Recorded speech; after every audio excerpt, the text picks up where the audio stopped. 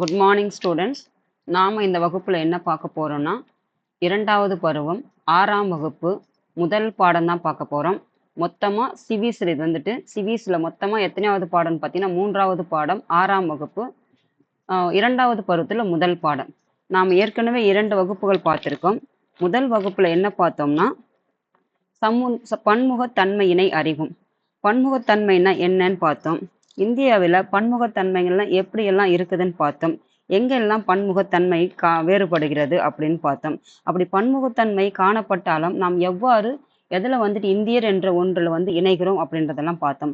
பன்முகத்தன்மை எங்கெல்லாம் இருக்குன்னு பார்த்தோம். சமூகத்தில் பார்த்தோம், சமயத்தில் பார்த்தோம், மொழியில் பார்த்தோம், அதுக்கப்புறம் பண்பாட்டில் பார்த்தோம். இவற்றிலெல்லாம் பன்முகத்தன்மை இருந்தாலும் நாம் எவ்வாறு இந்தியர் என்ற ஒரு குடையின் கீழ் இருக்கிறோம்னா நாட்டுப்பற்று, தேசிய பற்று ஒன்றின் குடையின் கீழ் தான் நம்ம எல்லாரும் இந்தியர் என்ற ஒரு குடையின் கீழ் இணைகிறோம். அப்போ பல வகையான தன்மைகள் இந்தியாவில் இருந்தாலும் ஆனால் இந்தியர் என்ற ஒரு குடையின் கீழ் இணையர்னு சொல்லிட்டு முதல் வகுப்பில் பார்த்தோம்.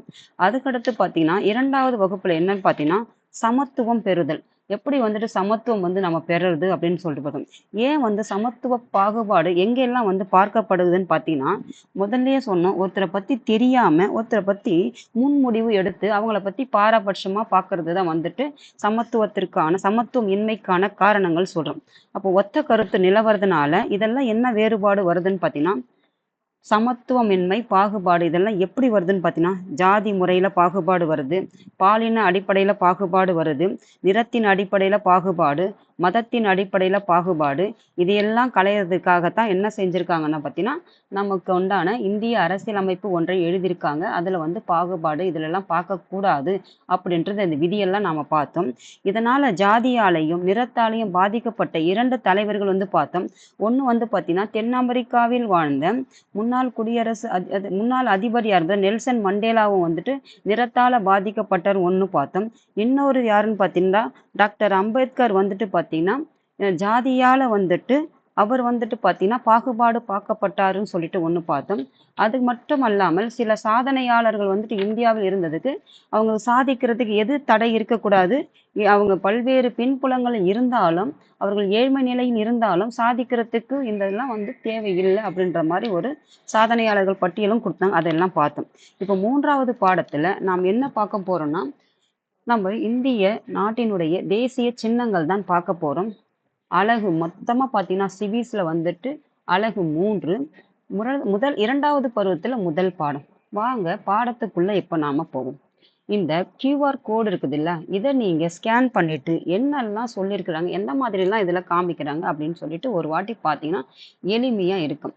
இப்போ இந்த பிக்சரை நல்லா பாருங்கள், என்னெல்லாம் இருக்குது, இது என்னது, இது என்ன சொல்லுது, இது என்ன சொல்ல வருது, எல்லாத்துக்கும் ஒவ்வொரு பிக்சருக்கும் உங்களுக்கு ஏன் கொடுக்குறாங்கன்னா, நீங்கள் கேட்குறத விட விசுவலைஸ் பண்ணி பார்த்தீங்கன்னா எப்படி ஒரு படத்தை பார்த்தா உங்களுக்கு எளிமையாக படம் புரியுதோ, அது பார்க்குறீங்க கேட்குறீங்க 2 செயல்களையும் நீங்கள் செய்யும்போது அந்த படத்தின் மேலேயும் பார்க்கறதுனால ஈர்ப்பு அதிகமாக ஏற்பட்டு அதை நல்லா உள்வாங்குறீங்க. அதே மாதிரி தான் இந்த பாடத்தில் நீங்கள் படிக்கிறது தான் இங்கே கொடுத்துருக்காங்க. இதை ஒரு முறை நீங்கள் பார்த்தீங்கன்னா உங்களுக்கு இந்த பாடத்தினுடைய புரிதல் இருக்கும். இதுக்கு முன்னாடி எப்படி இருந்தீங்களோ தெரியாது மாணவர்கள். நீங்கள் இந்த பாடத்தை நீங்கள் படித்த பிறகு எவ்வாறெல்லாம் நம்ம தேசிய சின்னங்களை நாம் மதிக்கணும், எவ்வாறு நாம் அதை போற்றணும் அப்படின்றது இந்த பாடத்தின் வாயிலாக நீங்கள் தெரிஞ்சுக்கிட்டு அதன் வழியில் பின்பற்றி நடக்கிறதுக்கு முயற்சி பண்ணுங்கம்மா. இப்போ இந்த பாடத்துக்குள்ளே போவோம். தேசிய சின்னங்கள் இதெல்லாம் நம்ம இந்திய தேசிய நாட்டின் சின்னங்களாக இருக்குது, நம்ம தேசியாவுடைய சின்னங்களாக இருக்குதுன்னு பார்ப்போம். நம்ம பாடத்தை கற்பதினால் என்னெல்லாம் தெரிஞ்சுக்க போறோம்னு பார்க்கணும். இந்தியாவின் இயற்கை தேசிய சின்னங்கள். அப்போ இந்தியாவில் இயற்கையான முறையில் அமைந்த தேசிய சின்னங்களையும் வகைப்படுத்துறாங்க. நாமளால் உருவாக்கப்பட்ட செயற்கை முறையில் உருவாக்கப்பட்ட தேசிய சின்னங்களும் இருந்திருக்கு. அப்போ தேசிய சின்னங்கள் இந்தியாவினுடைய சின்னங்கள் பார்த்தீங்கன்னா தேசிய சின்னங்கள் 2 வகையாக வகைப்படுத்திருக்காங்க. ஒன்று பார்த்தீங்கன்னா இயற்கை முறையில் உருவான தேசிய சின்னங்களாக நாம் ஏற்றுக்கொண்டுள்ளோம். இன்னொன்று பார்த்தீங்கன்னா நாம செயற்கை வடிவமைப்புல குடுத்து, அதையும் வந்து தேசிய சின்னங்களாக ஏற்றுக்கொண்டிருக்கோம். இதை தான் நாம பார்க்க போறோம். என்னெல்லாம் தேசிய சின்னங்கள் இருக்குது, அதை நாம் எவ்வாறு பின்பற்றி மதிக்கணுன்றத தெரிஞ்சுக்க போறோம் இந்த பாடத்துல. அப்போ இயற்கையை பாதுகாக்க வேண்டியதின் அவசியத்தை புரிந்து கொள்ளும். அப்ப இயற்கையாகவே நம்ம நாட்டில் இத்தனை தேசிய சின்னங்கள் இருக்கும்போது, அப்ப அந்த இயற்கையை பாதுகாக்க வேண்டியது நம்முடைய அவசியம் தானே அப்படின்றது தெரிஞ்சுக்க போறீங்க. அப்ப இந்தியாவின் பிற தேசிய சின்னங்களை அறிந்து அவற்றை போற்றுதல். அப்ப மற்ற தேசிய சின்னம் அதாவது இயற்கை முறையில தவிர்த்து பிற தேசிய சின்னங்கள்லாம் இந்தியாவில் இருக்குது இல்லையா, அதையும் தெரிஞ்சுட்டு அதையும் நீங்க என்ன செய்யணும், போற்றணும். அப்போ இந்திய தேசிய விழாக்களை அறிந்து கொண்டாடுவதில் அதை தெரிஞ்சுக்கிட்டு அதையும் நீங்க மகிழ்ச்சி அடையணும். அப்ப இந்தியாவிற்கான தேசிய விழாக்கள் ஒன்று இருக்குது. அது எந்தெந்த விழாக்கள் எல்லாம் தேசிய விழாக்களாக நாம கொண்டாடுகிறோம் அப்படின்றது இந்த வகுப்புல பார்க்க போறோம். இந்த பாடம் படிக்கிறதுக்கு முன்னாடி நுழையும் முன்ன என்ன கொடுத்துருக்காங்கன்னு பாருங்க. எப்பவுமே ஒரு பாடத்துக்குள்ள வந்தீங்கன்னா அதுல ஏ டு இசட் வரைக்கும் நீங்க மொத்தமா தெரிஞ்சுக்கிட்டாதான் அந்த பாடத்தின் மேல ஒரு புரிதலை ஏற்படும். எந்த வகையான பாடமாக இருந்தாலும் நான் உங்களுக்கு வரலாறு படிக்கும் போதிலிருந்தே சொல்லிட்டு இருந்தேன். வரலாறுல எவ்வளவு ஒரு வார்த்தைகளை நீங்க உள்வாங்கி ஒவ்வொரு வார்த்தைக்கும் நீங்க உள்ள அர்த்தம் தெரிஞ்சுக்கிட்டீங்கன்னா அடுத்தடுத்த பாடத்துல அது தமிழா இருக்கட்டும், ஆங்கிலமாக இருக்கட்டும், அறிவியலா இருக்கட்டும், ஆம், சமூக அறிவியலா இருக்கட்டும், சிவிஸா இருக்கட்டும், எந்த ஒரு பாடத்துக்கு உண்டான அதனுடைய தொடர்ச்சி வந்து ஒவ்வொரு வார்த்தைகளிலும் வந்துட்டு உங்களுக்கு தொடர்ச்சி இருக்கும். அதனால ஒவ்வொரு வார்த்தையும் உள்வாங்கிட்டு அதனுடைய பொருள் என்னன்னு புரிஞ்சுக்கிட்டு அடுத்த பாடத்தை பார்க்கறதுக்கு உங்களுக்கு எளிமையா இருக்கும். இப்பாடம் பார்த்தீங்கன்னா இந்தியாவின் இயற்கை சின்னங்கள் மற்றும் பிற தேசிய சின்னங்கள் பற்றிய தகவல்களை வழங்குகிறது. பல்வேறு தேசிய விழாக்களை வந்துட்டு விவரிக்கிறது. அப்ப இந்தியாவுடைய இயற்கை சின்னம், இந்தியாவுடைய பிற தேசிய சின்னங்கள், அதை பற்றி தகவல்கள் மற்றும் பல்வேறு தேசிய விழாக்கள் எல்லாம் நாம் எவ்வாறு தேசிய விழாக்கள் வந்துட்டு அனைவரும் கொண்டாடுகிறோம் அப்படின்னு பார்க்கணும். அப்போ இது ஒரு ஸ்டோரியா கொடுத்துருக்காங்க. ஏன் ஒவ்வொரு பாடத்திலையும் உங்களுக்கு வந்து ஸ்டோரியா கொடுத்துருக்காங்கன்னு பார்த்தீங்கன்னா, மாணவர்களுக்கு அப்படியே எடுத்துட்டு போயிட்டு நேரா உங்களுக்கு பாடத்துக்குள்ள விட்டேன்னா என்னன்னு புரியாது. நீங்க எப்படி உங்களோட இடத்துல இருந்து தான் இந்த பாடத்துல இப்ப நீயும் உன்னோட ஃப்ரெண்டும் யாரோ ஒருத்தர் இதே மாதிரி போற மாதிரி ஒரு இமேஜினேஷன் பண்ணிக்கிட்டு நீங்க எப்படியெல்லாம் ஒரு ஆர்வத்தோட போய் பார்க்கறதுக்கு நினைச்சிருப்பீங்களோ, அதே மாதிரி சக மாணவனா இருந்த வேலனும் பொன்னியும் எப்படி போய் இருப்பாங்கன்ட்டு அதை நீங்களா உங்களோட இடத்துல வந்துட்டு இமேஜின் பண்ணிட்டு இந்த பாடத்துக்குள்ள போனீங்கன்னா இந்த பாடம் வந்துட்டு உங்களுக்கு புரிதல்ல வந்து எளிமையா இருக்கும். இப்ப பாருங்க, பாடத்துக்குள்ள போகும். வேலனும் பொன்னியும் புலிவனம் என்ற காட்டுக்குள் காணுலா சென்றிருந்தனர். காட்டுக்குள் போகிறோம் என்ற எதிர்பார்ப்பில் அவர்களுடைய மனதில் உற்சாகத்திலும் சாகச உணர்விலும் வானத்தில் பறக்க ஆரம்பித்தது. அப்போ வேலனும் பொன்னியும் எங்க போறாங்க, புலிவனம் என்ற ஒரு காட்டுக்கு காணுலா பார்க்க போறாங்க, பார்க்கறதுக்காக போறாங்க. அப்ப காட்டுக்கு போகிறோம் என்ற ஒரு எதிர்பார்ப்புல என்ன இருக்குதுன்னா அவங்களுடைய மனம் வந்துட்டு உற்சாகமும் சாகச உணர்விலும், காட்டுக்கு போறோம்னா ஒரு பெரிய சாகசம் தானே. ஏன்னா காட்டுல வந்து பல வகையான உயிரினங்கள் விலங்குகள் எல்லாம் இருக்கும். அது போகிறதும் ஒரு சாகசம் தான். அப்ப மனசுக்கு இயற்கையை பார்க்க போறதுனால அதெல்லாம் காரணம்ன்றதுல ஒரு உற்சாகமும் இருக்குது. அப்போ வானத்தில் என்ன செய்யணும், சிறகடித்து பறக்க ஆரம்பித்தது அவங்களுடைய அந்த உணர்வுல. அப்போ அவர்களுடைய வழிகாட்டியாக காட்டுயிர் ஆராய்ச்சியாளர் யாருன்னு பார்த்தீங்கன்னா வீணா வந்துடுறா.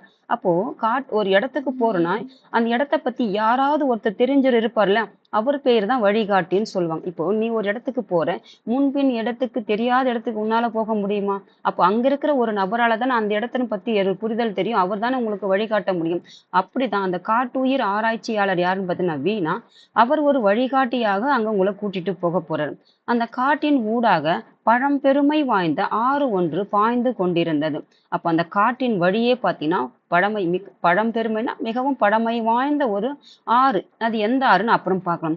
பாய்ந்து கொண்டிருந்து கடல் மட்டத்திலிருந்து பார்த்தீங்கன்னா 2000 அடி மீட்டர் உயரம் கொண்ட மலைப்பகுதிகளும் அந்த காட்டில் இருந்தது. அப்போ அது காடு இருக்குது. அந்த காட்டுல பார்த்தீங்கன்னா இதுதான் வந்து கடல் வந்துட்டு கீழே இங்கோட கடல் முடிஞ்சிச்சுன்னா அப்ப இந்த கடல் இருந்து எத்தனை அடி மீட்டர் பார்த்தீங்கன்னா 2000 மீட்டர் உயரம் கொண்ட மலைப்பகுதிகளும் அந்த காட்டுல இருந்ததுன்னு சொல்றாங்க. இதுதான் உங்களுக்கு புரிஞ்சுக்க வேணும். அப்ப கடலு கீழே தண்ணியோட நீர்மட்டம் இங்கிருந்துன்னா இந்த தண்ணி நீர்மட்டத்துல இருந்து உயரம் தான் எடுத்துதான் 2000 மீட்டர் உயரம் கொண்டதுதான் வந்துட்டு இந்த மலைப்பகுதியும் இந்த காட்டுல இருந்ததுன்னு சொல்றாங்க.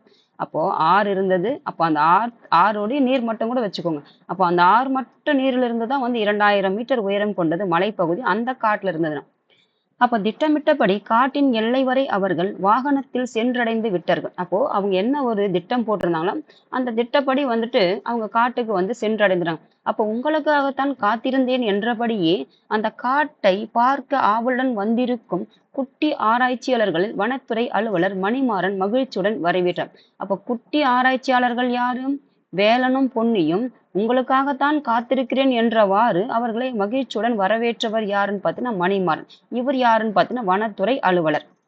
அந்த காட்டினுடைய ஃபாரஸ்ட் ஆபீசர்ன்னு சொல்லுவாங்க, அவர் தான். அப்ப அவரிடம் பார்த்தீங்கன்னா இவர் வந்து பார்த்தீங்கன்னா வீணா என்பவர் வழிகாட்டி, வனத்துறை அதிகாரி யாருன்னு பார்த்தீங்கன்னா மணிமாறன். அப்போ இவங்க 2 பேருக்கும் அந்த காட்டின் மேல புரிதல் இருந்ததுனால தான் அவங்க வந்து குழந்தைங்களை வழிநடத்த முடியும். அப்படிதான் அவங்கள கூட்டிட்டு போக முடியும். அப்போ கூட்டிட்டு போக வராங்க இவங்க 2 பேரும். அப்ப வீணா வந்துட்டு இனிமேல் காட்டு பாதைக்குள் வழக்கமான வாகனங்கள் அவரிடம் வேலனும் பொன்னியையும் வீணா அறிமுகப்படுத்தி வைத்தார். அப்ப வேலனையும் பொன்னியையும் அறிமுகப்படுத்தியவர் யாருன்னா வீணா. இவர் யாருன்னு பார்த்தீங்கன்னா வழிகாட்டி, அவர்களுக்கு வழிகாட்டி. அப்போ இனிமேல் காட்டுப்பாதைக்குள் வழக்கமான வாகனங்கள் செல்ல முடியாது. ஏன் வந்துட்டு காட்டுல வழக்கமான நாம பயன்படுத்தக்கூடிய வாகனங்கள் செல்ல முடியாதுன்றதை பார்ப்போம். மின் கலன்களால் இயங்கும் புகை வெளியிடாத கண்ணாடியால் மூடப்பட்ட வாகனத்தில் தான் செல்ல முடியும். அப்போ காடு வந்துருச்சு, காட்டு வரைக்கும் வர வரைக்கும் அவங்க வழக்கமா பயன்படுத்துற வாகனத்தை வந்துட்டு இருந்தாங்க. அப்ப காட்டுக்குள்ள வந்ததுக்கு அப்புறம் ஏன்னா வந்துட்டு அதனிலிருந்து என்ன வரும், பொல்யூஷன் வரும் இல்லையா? அது வந்துட்டு விலங்கினங்களுக்கு அங்க இருக்கிற உயிரினங்கள்லாம் பாதிப்பு ஏற்படும். அதனால அந்த வாகனத்தை பயன்படுத்தாம பேட்டரின்னு சொல்லுவாங்க இல்லையா, அந்த பேட்டரியால் ஆனத இயங்கக்கூடிய புகையும் வெளியிடாது. பேட்டரியால் ஆனதை வாகனம் வந்துட்டு புகை வெளியிடாது. அதே மாதிரி பாதுகாப்புக்காக கண்ணாடியால் மூடப்பட்ட வாகனத்தில் தான் இனிமே, ஏன்னா எந்த உயிரினங்கள் எப்போது வந்தாலும் தாக்குறதுக்கு அது இதுவா இருக்கு இல்லையா? ஏன்னா அது காடு, அதை பத்தி நமக்கு அதனுடைய இடத்துக்கு தான் நாம போறோம், நம்ம இடத்துக்கு அது வரல. அது சுதந்திரமா வாழக்கூடிய இடத்திற்கு நாம யாரோ ஒரு 3வது நபர் அங்க போகும்போது அது வந்துட்டு என்ன ஏதுன்னு தெரியாது, தாக்க வர்றதுக்குனால அது நம்ம முன்னாடி என்ன பண்ணோம், கண்ணாடியால் மூடப்பட்ட வாகனத்தில் தான் போகணும்னு சொல்லிட்டு ஒரு பிளானோட போறாங்க இப்போ. அப்போ வனத்துறை அலுவலர் யாருன்னு பார்த்தீங்கன்னா மணிமாறனுடன் வீணா குழுவினர் யாருன்னு இவங்க 3 பேர் இணைந்து காட்டின் எல்லையில் நின்றிருந்த அந்த வாகனத்தில் ஏறி கொண்டார்கள். அப்போ நாம் இப்போது காட்டுக்குள் செல்கிறோம். காட்டுக்கு சென்று புலியை பார்க்க வேண்டுமென்றே ஆவல் உங்களுக்கு இருக்கும். அதாவது வந்தீங்க, நீங்க வந்தது என்ன ஆர்வமா இருக்கும், புலியை பார்க்க வேண்டும் என்ற ஆர்வம் உங்களுக்கு இருக்கும் அப்படின்னு சொல்றாரு. அப்போ அதிர்ஷ்டம் இருந்தால் புலியை பார்க்கலாம். அப்போ நமக்கு பார்க்கணும்னு அதிர்ஷ்டம் இருந்துச்சுன்னா புலியை பார்க்கலாம்ன்றார். அப்போ ஒரு காட்டின் மைய அச்சு எதுன்னு பார்த்தீங்கன்னா புலிதான் என்றாலும், அப்போ ஒரு காட்டுக்கு ஒரு முக்கியமான ஒரு உயிரினம் எதுன்னு பார்த்தீங்கன்னா அந்த காட்டுக்கு புலின்றாரு. அப்படியே இருந்தாலும் யாருன்னு பார்த்தீங்கன்னா எண்ணற்ற பறவைகள், பூச்சிகள், ஊர்வன, நீர், நிலம் இரண்டிலும் வாழும், நீர் மற்றும் நிலத்திலும் இரண்டிலும் வாழக்கூடிய இருவாய்விகள். அப்போ இருவாய்வில் எதை சொல்றான்னு பார்த்தீங்கன்னா நிலத்திலேயும் வாழும், நீரிலையும் வாழும். இதை நீங்க அறிவியல் படிக்கும் போது படிப்பீங்க. இந்த வார்த்தை நீங்க உள்வாங்கிட்டீங்கன்னா அறிவியல் படிக்கும் போது இந்த வார்த்தை உங்களுக்கு எளிமையாக இருக்கும். அப்போ நீர் மற்றும் நிலத்திலும் இரண்டிலும் வாழும் உயிரினங்கள், அதுதான் வந்து இருவாய்விகள் என பலவும் சேர்ந்ததுதான் ஒரு காடு. அப்போ புலிதான் வந்துட்டு மைய அச்சாக அந்த காட்டுக்கு இருந்தாலும் மற்ற புலி மட்டுமா வாழும், மற்ற உயிரினங்கள் தான். இப்போ நாம இந்த பூமியில வாழணும், மனிதன் மட்டுமா வாழும், மனிதனோடு சேர்ந்து மற்ற உயிரினங்கள் தான் வாழுது. அதே மாதிரி அந்த காட்டுக்கான ராஜாவா புலியா இருந்தாலும் மற்ற உயிரினங்களும் வாழும்னு சொல்லியிருக்காங்க.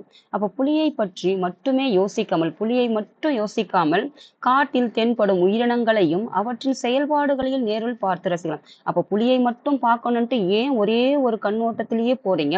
மற்ற உயிரினங்கள், எத்தனையோ உயிரினங்கள் அழகழகா புலியை காட்டிலும் நிறைய உயிரினங்கள் இருக்கு, அதையும் பார்த்து ரசிக்கலாம் என்ற மனநிலையில போனீங்கன்னா அதையும் பார்க்கறது ரசிக்கிறதுக்கு நல்லா இருக்கும்ன்றாங்க. அப்போ அதே நேரம் காட்டுக்குள் சத்தமாக பேசக்கூடாது என்றார் மணிமேகலை. அப்போ காட்டுக்கு போறோம், மற்ற உயிரினங்கள் இருக்குதுன்னா, ஏன்னா அதனுடைய இடத்துக்கு நம்ம போகும்போது கொஞ்சம் அமைதியா தான் போகணும். ஏன்னா சத்தம் போட்டு பேசினா அது வந்து நம்மளுக்கு தாக்குறதுக்கும் காரணமாக அமையலாம். சத்தம் போட்டு பேசாதீங்கன்னு முன்னாடியே எச்சரிக்கிறாரு மணிமாறன். இவர் யாரு? ஃபாரஸ்ட் வன அலுவலர். வாங்க, நாம் இப்போது காட்டுக்கு இது முடிஞ்சிச்சு. இன்னும் சிறிது நேரத்தில் ஒரு அழகான தாமரை தடாகத்தை பார்க்க இருந்தார்கள். தாமரை தடாகம் என்பது என்னன்னு பார்த்தீங்கன்னா ஒரு குளம், தாமரை பூ பூத்து கொண்டிருக்கும் ஒரு குளம் தான் வந்து தாமரை தடாகம். அதை பார்க்க இருந்தார்கள். அந்த வாகனம் மெதுவாகவே சென்றது. தாமரை தடாகத்தில் தாமரை மலர்கள் அழகுற மலர்ந்து சிரித்தன. அப்புறம் அந்த தாமரை தடாகத்தில் தாமரை குளம் இருந்தது. அதில் மலர்கள் வந்து அழகுற மலர்ந்து சிரித்தனன்னு சொல்றாங்க. அப்ப தாமரையில் பல வகைகள் உண்டு. நிறைய தாமரை பூவுல பார்த்தீங்கன்னா, பல வகையான பல வண்ணங்கள் நிறைந்த தாமரைகள் இருக்குதுன்னு சொல்றாங்க. அப்ப இளம் சிவப்பு நிறத்தில் உள்ள தாமரையை செந்தாமரை என்கிறோம். அப்ப இளம் சிவப்பு நிறத்தில் இருக்கக்கூடிய தாமரை பூவை என்னன்னு சொல்றோம்? செந்தாமரை என்று அழைக்கிறோம். அப்போ தனித்தன்மை மிகுந்த வடிவமைப்பை கொண்டது தாமரை மலை. அப்போ தனித்தன்மை கொண்டதுதான் அந்த தாமரை மலர். அதுக்கென்று ஒரு மிகுந்த வடிவமைப்பை கொண்டதுதான் தாமரை மலர் என்று வீணா கூறினார்.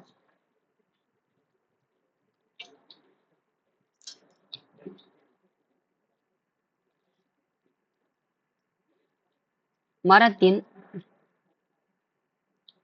அந்த தடாகத்துக்கு அருகில் இருந்த ஒரு பெருமரத்து பின்னால் ஒரு தடாகம் இருந்தது, குளம் இருந்தது. அந்த குளத்துக்கு அருகில் ஒரு பெருமரம் இருந்தது. அந்த மரத்திற்கு பின்னால் பார்த்தீங்கன்னா, மயில் ஒன்று தோகை விரித்து ஆடிக் கொண்டிருந்தது. இது எல்லாம் உங்களுக்கு ஒவ்வொரு உயிரினமா உங்களுக்கு அறிமுகப்படுத்திக்கிட்டே வராங்க. இதிலிருந்து நீங்க தான் முதல்ல புரிஞ்சுக்கணும். மாணவர்கள் நீங்க தான் இத புரிஞ்சுகிட்டு, அதுக்கப்புறம் பாடத்துக்குள்ள வரணும். இது எல்லா பெயர்களையும் உள்வாங்கிக்குங்க. இது ஏன் ஒவ்வொரு உயிரினமா உங்களுக்கு ஒவ்வொரு பறவை ஒரு உங்களுக்கு அறிமுகப்படுத்தி வைக்கிறாங்கன்ட்டு பார்த்துக்கிட்டு, அதுக்கப்புறம் ஒரு புரிதல் ஏற்பட்டு, இந்த பாடத்தின் மேல புரிதல் ஏற்பட்டு விரும்பி படிக்க ஆரம்பிக்கணும். அப்போ மயில் ஒன்று தோகை விரித்துக் கொண்டிருந்தது. மரத்தின் இந்த பக்கம் இருந்து சத்தம் போடாமல் வேலனும் பொன்னியும் அதை ரசித்தார்கள். அப்போ வேலனும் பொன்னியும் கேரக்டராவே நீங்க மாறிட்டு, அதே வழியில நீங்களும் இந்த பாடத்தை கவனிக்கணும். மணிமாறன் மாமா, மழை வந்தா மயில் தோகை விரித்தாடும் என்று சொல்வார்கள். அப்போ இப்போது மழை வருமா என்று பொன்னி கேட்டாள். அப்போ மழை வந்தா மயில் வந்து தோகை விரித்தாடும் சொல்லுவாங்களே, இப்போ மழை வருமா, மழை வந்தால் ஏன்னா தோகை விரித்தாடுறதை பார்க்கலாம்னு சொல்லிட்டு ஆவலாக கேட்கிறாள் பொன்னி. அப்ப என்ன சொல்றாருன்னு பார்ப்போம். வரலாம் அப்படின்னு சொல்றாரு. வரலாம், மழை வந்தால் மயில் தோகை விரித்தாடும் என்பது உண்மைதான் அப்படின்னு சொல்றது உண்மைதான் அப்படின்னு சொல்றாரு. மயில் தோகை விரித்து ஆடுவதை கண்ட குறுநில மன்னன் ஒருவர் மயில் குளிருக்கு நடுங்குகிறதோ என கருதி தன் போர்வையை கொடையாக அளித்தாராம். அதாவது எப்படிப்பட்ட ஒரு அறிவாளி மன்னன் பாருங்க, ஒரு குறுநில மன்னன். நம்ம இந்த குறுநில மன்னன்லாம் எங்க பார்த்தோம்னா சங்ககாலம் வரலாறு படிக்கும் போது சங்க காலத்துல பார்த்தோம். அது அப்படியே எங்க வந்திருக்கும் பாருங்க. உங்களுக்கு சிவிஸ் படிக்கும்போது குடிமியல் படிக்கும்போது இது இது உங்களுக்கு தொடர்ச்சி தான் வந்துருக்கும். அது ஒவ்வொரு வார்த்தையும் நீங்க உள்வாங்கினீங்கன்னா எல்லா பாடமும் உங்களுக்கு எளிமை. எதுவுமே வந்து அந்த பாடத்தை படிக்கிறதுனால அது கஷ்டம் கிடையாது. இது வந்துட்டு அதனுடைய தொடர்ச்சி தானே ஒழிய எந்த பாடமும் எளிமை எளிமை எளிமை தான் சொல்லுவேனே ஒழிய எந்த பாடமும் மாணவர்களுக்கு கடிதம் கிடையாது. ஏன்னா புரிதல் மட்டுமே, கவனிப்பு மட்டும் இருந்தால் எல்லா பாடமும் எளிமைதான். அதனுடைய தொடர்ச்சி தான். அது வந்துட்டு உன்னுடைய முன்னோர்கள் வாழ்ந்தது. நீ இப்போ உன் வாழ்க்கைக்கு தேவையானது வாழறதுக்கு உண்டான விதிகள் தான் நீ இப்ப படிக்க போறது. நீ அவங்க பிறந்தாச்சு வாழ்ந்தாச்சு, வாழன்னு ஒரு விதி இருக்குது இல்லையா? எப்படி வேணாலும் எப்படி வேணாலும் வாழ முடியாது இல்லையா? அப்ப அதுக்குன்னு ஒரு விதி இருக்குது. அந்த விதி பிரகாரம் தான் நான் வாழணும். அதுதான் நீ இப்ப படிக்க போற. அதை படிச்சது வந்து பிறந்தது வாழ்ந்தது. இப்போ அந்த வாழறதுக்கான விதி. இதை தான் இந்த பாடத்துல நீங்க படிக்க போறீங்க. இப்போ மயில் தோகை விரித்து ஆடுவதை குளிருக்கு நறுங்குகிறதோ என கருதி தன் போர்வையை கொடையாக அளித்தாராம் குறுநில மன்னன். யார் அந்த மன்னன்? பெருமைக்குரிய மன்னன் பார்க்கலாம். அப்போ இவர் பெருமை வாய்ந்த சங்ககாலம் பார்த்தோம் நாம. சங்ககால தமிழகத்தை சேர்ந்தவரும். சங்ககாலம்னா யாருன்னு பார்த்தோம்?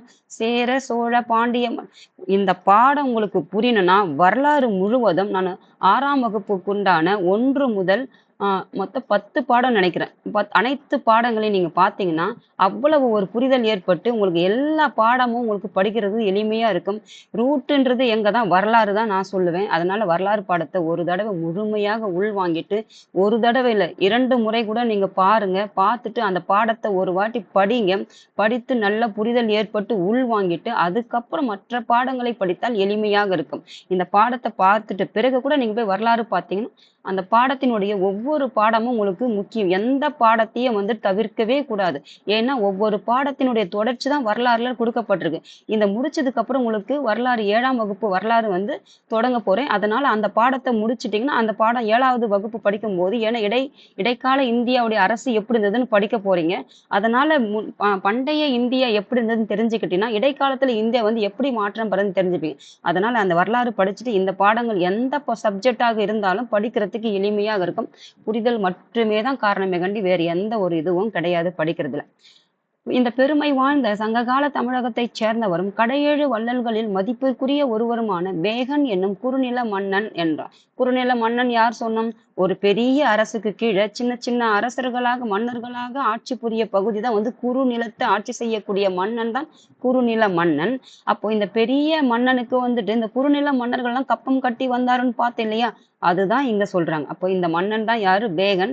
இவர் குளிருது நடுங்குதுன்னு சொல்லிட்டு போர்வையே கொடுத்தாருன்னு சொல்றாரு பேகன். ஆனா இது மழையில ஆடுதுன்றது அவருக்கு தெரியல. அப்ப தமிழ்நாட்டில் புதுக்கோட்டை மாவட்டத்தில் உள்ள விராலிமலையில் மயில்களுக்கான சரணாலயம் ஒன்று இருக்குதாம். தமிழ்நாட்டுல புதுக்கோட்டை மாவட்டத்துல விராலிமலையில் எங்க இருக்குன்னு பார்த்தீங்கன்னா, விராலிமலை, புதுக்கோட்டை மாவட்டம் விராலிமலை என்ற ஊர்ல மயில்களுக்கான சரணாலயம் எப்படி விலங்குகளுக்கான சரணாலயம் இருக்குதோ அதே மாதிரி மயில்களுக்கென்று சரணாலயம் ஒன்று எங்க இருக்குன்னா புதுக்கோட்டையில இருக்குதுன்றாங்க.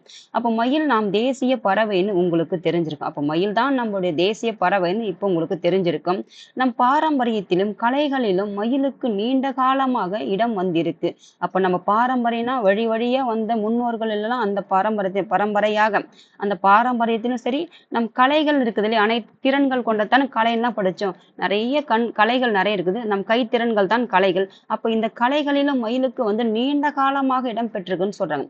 அழகும் கம்பீரமும் நிறைந்த அந்த பறவை நாடு முழுவதும் காணப்படுவதே அது தேசிய பறவையாக தேர்ந்தெடுக்கப்பட்டதற்கு முக்கிய காரணம். அப்போ அந்த மயில் எப்படி இருக்குன்னா, அழகு இருக்கு, அழகும் இருந்தாலும் என்ன இருக்கு, அதுக்கு கம்பீரமும் இருக்கு.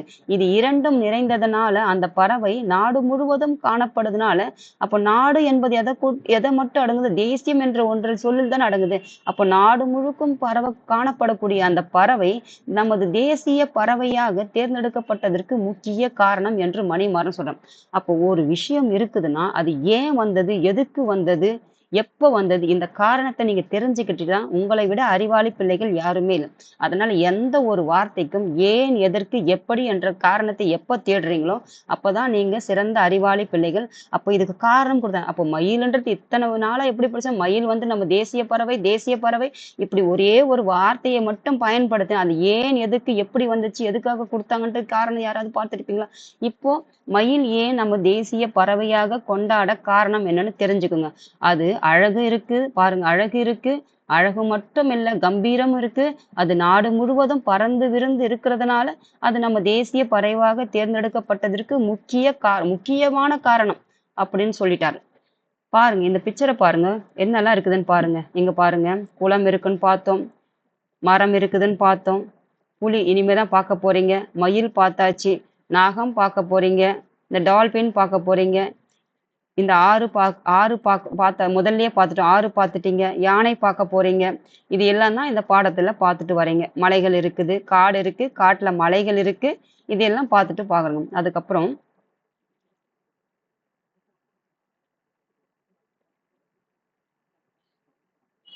அந்த வனத்திற்குள் சிறு இயந்திர ஒலி கூட எழாமல் வாகனம் அமைதியாக சென்று கொண்டிருந்தது. இரு புறங்களிலும் காணப்பட்ட வனத்தின் காட்சிகளை கண்கொடாமல் ரசித்தபடி. அப்போ வாகனம் போகுது, இரண்டு பக்கமும் காடு இருக்குது இல்லையா, இந்த காட்டுல எப்படின்னா ரசிச்சபடி போயிட்டு இருக்காங்கன்னு சொல்றாங்க. அந்த வாகனம் சிறு இயந்திரம், ஒலி கூட சில சத்தம் கூட வரலையா. நான் சொல்லியிருக்கேன் நேத்தே, இந்த ஒலினா என்ன, இன்னொரு நீ வந்தா என்ன ஒலின்னு கேட்ட, சத்தம் கூட எழாமல் வாகனத்தின் அமைதியாக சென்று கொண்டுதான் இரு புறங்களிலும் வனத்தினுடைய காட்டினுடைய காட்சிகளை ரசித்தபடி போறாங்கன்னு சொல்றாங்க. அப்போ நாம் இப்போது ஆற்றின் கரையை நெருங்கிவிட்டோம். ஆற்றோட கரைக்கு வந்துட்டாங்க. இனிமே சிறிது தொலைவுக்கு ஆற்றின் கரையோரமாகத்தான் போகணும். அப்போ ஆற்றோட கரைக்கு வந்துட்டோம். கொஞ்சம் தூரம் எப்படி போகும்? ஆற்றின் கரையோரமாக தான் வண்டி போகிற மாதிரி இருக்கும். இந்த ஆற்றில் நீங்கள் எதிர்பார்க்காத ஒரு புதிய விலங்கை உங்களுக்கு காட்டப் போகிறேன். அப்போ ஒரு புதிய விலங்கு இந்த காற்றினுடைய கரையோரத்துல காட்ட போறாருன்னு சொல்றாரு. சத்தமில்லாமல் காத்திருந்தால் நிச்சயமாக அதை பார்க்கலாம். எல்லோரும் உங்கள் பைனாகுலரை எடுத்துக்கோங்க அப்படின்னு சொல்லிட்டு மணிமாறன் சொல்றாரு. இவர் யாரு? வனத்துறை அதிகாரி.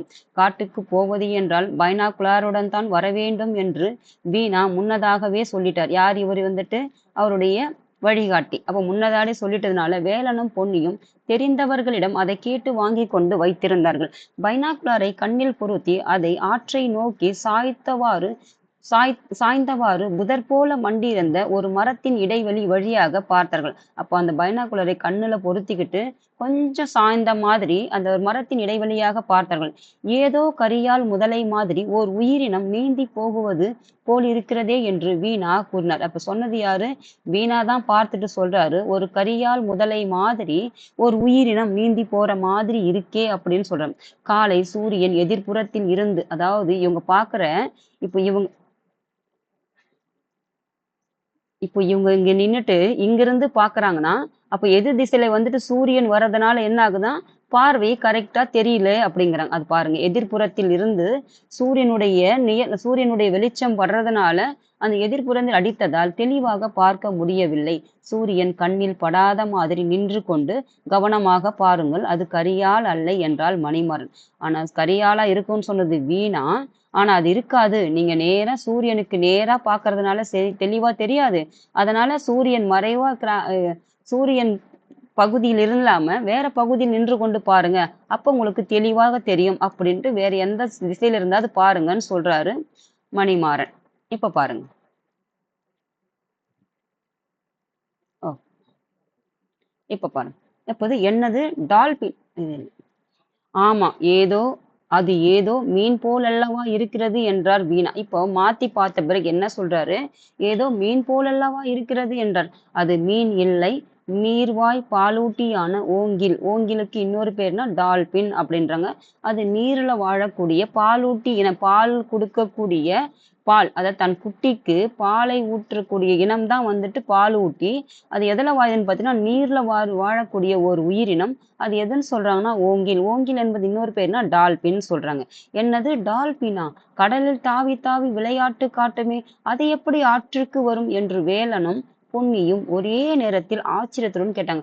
என்னது டால்பினா? அது கடல்ல தானே தாவி தாவி விளையாட்டு காட்டும், அது எப்படி ஆற்றுக்கு வரும் என்று 2 பேரும் ஆச்சரியமாக கேட்கிறார்கள். அப்போ நம் நாட்டில் ஆற்று ஓங்கில்களும் வாழுது. அதாவது நம்ம கடல்ல மட்டும்தான் கிடையாது, ஆற்று ஓங்கில்களும் நம்ம நாட்டுல வாழுது. தொலைவில் இருந்து பார்க்கும்போது நீருக்கு வெளியே நீண்டிருக்கும் அதன் நீண்ட வாயும் கரியால் முதலையின் வாழும் கிட்டத்தட்ட ஒரே மாதிரி இருக்குன்ற. அப்போ தொலைவிலிருந்து பார்த்தோம்னா நீருக்கு வெளியே, அப்போ நீருக்கு மேல தூரமா, அது தூரத்துல இருக்கு ஆனா நீருக்கு மேல இருக்குது. அவ்வாறு நம்ம பார்க்கும்போது அது எதன் கூட பார்த்தீங்கன்னா ஒப்பிட்டு சொல்றான்னு பார்த்தீங்கன்னா, நீண்ட வாயும் கரியால் முதலையின் வாயும். அப்போ இதனுடைய அந்த டால்பினுடைய வாயும் இந்த கரியால் முதலினுடைய வாயும் கிட்டத்தட்ட ஒரே மாதிரி தான் இருக்கும். ஆனா இரண்டும் ஒன்று அல்ல, வேறு வேறுன்னு சொல்றாங்க. ஏன்னு பார்த்தீங்கன்னா, அது வந்துட்டு அது நீரில் வாழக்கூடியது, ஆற்றில் வாழக்கூடியது, இது வந்து கடலில் வாழக்கூடியது. அது வேறு, இது வேறுன்னு சொல்றாங்க. அப்போ வௌவால்களைப் போலவே இந்த ஓங்கில்களும் மீயொலி அலைகளை பயன்படுத்தி இரையை பிடிக்கின்றன. அவற்றின் பார்வை திறன் வந்து குறைவு. எப்படி வந்துட்டு வௌவால்கள் வந்துட்டு மீயொலி, இந்த மீயொலி என்ற வார்த்தை நீங்க எங்க பார்ப்பீங்கன்னா, அறிவியல் படிக்கும்போது உங்களுக்கு வரும். மீயொலி அலைகள் வந்துட்டு இந்த வார்த்தை இங்க பயன்படுத்தினா அங்க தொடர்ச்சி உங்களுக்கு கிடைக்கும். இப்போதும் அப்படியே தெரிஞ்சு வச்சுக்கோ. அப்போ மீயொலி என்பது ஒரு சத்தம். அந்த சத்தத்தை தான் பயன்படுத்தும் வௌவால்கள். அதே போலதான் இந்த சத்தத்தை யார் பயன்படுத்துவாங்கன்னா, ஓங்கில்களும் பயன்படுத்தி தன்னுடைய இரைனா உணவை பிடித்து தின்னும் சொல்றாங்க. அவற்றின் பார்வை திறன், இதனுடைய பார்வை வந்துட்டு குறைவுன்றாங்க. பார்க்கிற பார்வை திறன் வந்துட்டு குறைவா இருக்குது, அதிகம் கிடையாது அப்படின்னு சொல்றாங்க. இப்போ ரொம்ப சுவாரஸ்யமான தகவலா இருக்கே என்றான் வேலை. கேட்கறதுக்கு எப்படி இருக்கு? சுவாரஸ்யமா இருக்குன்னு சொல்றான். அப்போ அது சரி, நாம் பார்த்து கொண்டிருக்கும் இந்த ஆற்றின் பெயர் என்ன தெரியுமா அப்படின்னு கேக்குறான். இப்பதான் ஆற்றை முதல்லயே பார்த்துட்டாங்க. ஆனா இப்பதான் கேக்குறாரு. அது சரி, இந்த ஆற்றினுடைய பெயர் என்னன்னு தெரியுமான்னு கேக்குறாங்க. கங்கை நதிப்புறத்து கோதுமை பண்டம் என்று பாரதியார் புகழ்ந்து பாடினாரே, அந்த கங்கை ஆறுதானே என்று இங்கே வர்றதுக்கு முன்னாடியே இந்த காட்டை பற்றி சில விஷயங்கள் தெரிஞ்சிட்டு போ என்று அப்பா கூறியிருந்தார் அப்படின்னு சொல்றாங்க. அப்போ அதனால் படிச்சு தெரிஞ்சுக்கிட்டேன். படிச்சு தெரிஞ்சுட்டு நான் சொன்னது சரிதானே என்று பொன்னி கேட்டாள். அப்போ ஒரு இடத்துக்கு நீங்க போறீங்கன்னா என்ன செய்யணும்? ஒரு இடத்த பத்தி முழுமையாக தெரிஞ்சுட்டு போகணும்னு சொல்றாங்க. அப்போ போறதுக்கு முன்னாடி அவங்க அந்த எல்லா இடத்த பத்தி தெரிஞ்சுட்டு வந்தேன்னு சொல்லிட்டு அவங்க அப்பா சொன்னதுனால நான் இந்த இடத்தை எல்லாம் தெரிஞ்சுட்டு வந்தேன். அப்ப இங்க வரதுக்கு முன்னாடி ஒரு இடத்துக்கு நீங்க கூட மாணவர்கள் பாருங்க, எந்த ஒரு இடத்துக்கு புதிதான ஒரு இடத்துக்கு போறீங்கன்னா அந்த இடத்தினுடைய அந்த இடத்துக்கு உண்டான சிறப்பு என்னன்னு தெரிஞ்சுக்கிட்டு போனீங்கன்னா உங்களுக்கு அப்போ பார்க்கறதுக்கு எளிமையா இருக்கும். அததான் இங்க சொல்லியிருக்காரு. இங்க வர்றதுக்கு முன்னாடியே காட்டை பற்றி சில விஷயங்கள் தெரிஞ்சுக்கிட்டு போன்ற அப்பா சொன்னதுனால நான் எல்லாத்தையும் படிச்சு தெரிஞ்சுக்கிட்டு தான் வந்தேன். அப்ப சொன்னது சரியா என்று கேட்டாள் பொன்னி. சந்தேகம் இல்லாமல் சரி என்றாரு. இங்க பாருங்க, 2525 கிலோமீட்டர் தொலைவுக்கு பாயும் இந்தியாவின் நீளமான நதியும் இதுதான் தெரியுமா என்று ஆச்சரியப்படுத்தினார் வேலன். அப்போ வேலன் என்ன சொல்றான், படிச்சு தெரிஞ்சுக்கிட்டதுனால இந்த இந்த ஆறு வந்துட்டு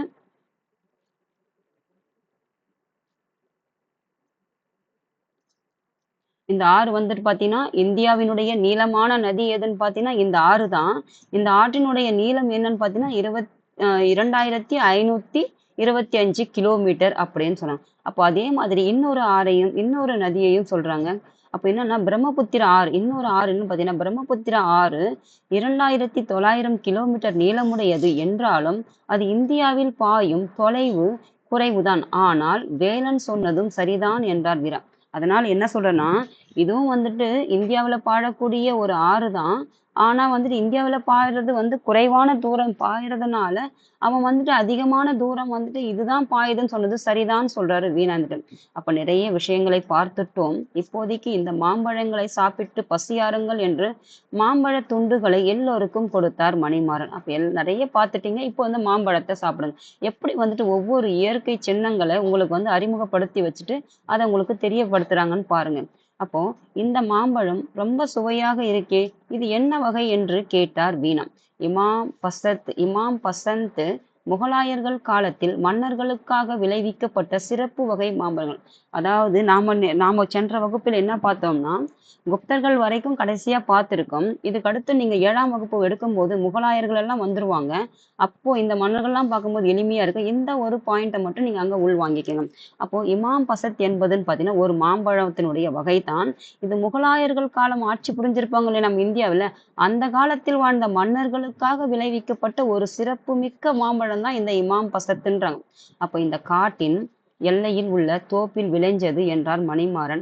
மாம்பழங்களை சுவைத்து கொண்டே மீண்டும் வண்டியில் ஏறி அவர்கள் புறப்பட தயாராயிட்டாங்க. இப்ப பாருங்க என்னெல்லாம் விலங்கு இருக்குன்னு பாருங்க. இது சாலை, இது அவங்க செல்லக்கூடிய வாகனம், இது வந்துட்டு காடு, மலை, இந்த மரங்கள்லாம் நிறைந்த பகுதி, மான், என்னெல்லாம் உயிரினங்கள் உங்களுக்கு தெரியுது, என்னெல்லாம் விலங்குகள் தெரியுது, என்னெல்லாம் பறவைகள் தெரியுதுன்னு இது எல்லாத்தையும் நீங்க பெயர் எழுதி வச்சுக்கோங்கம்மா. உங்களுக்கு அப்போ கொஞ்சம் எளிமையா இருக்கும் பாடத்தின் படிக்கிறதுக்கு.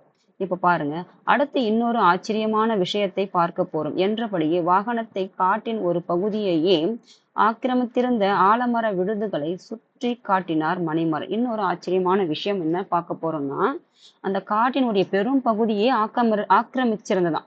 அந்த ஆக்கிரமிச்சது எதுன்னு பார்த்தீங்கன்னா ஆலமர விழுதுகள்.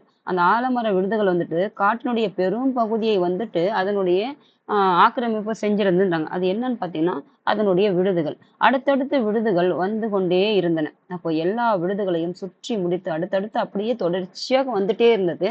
அதை அனைத்தையும் சுற்றி முடித்து புறப்பட்ட இடத்திற்கே அவர்கள் வந்தபோது இவ்வளவு பெரிய ஆலமரமா என்று வேலனும் பொன்னியும் விழுந்து போனாங்க. அந்த அளவுக்கு அவ்வளவு தூரம் வாகனத்திலேயே அவங்க சுற்றி பார்த்திருக்காங்க அந்த ஆலமரத்தினுடைய விடுதுகள்.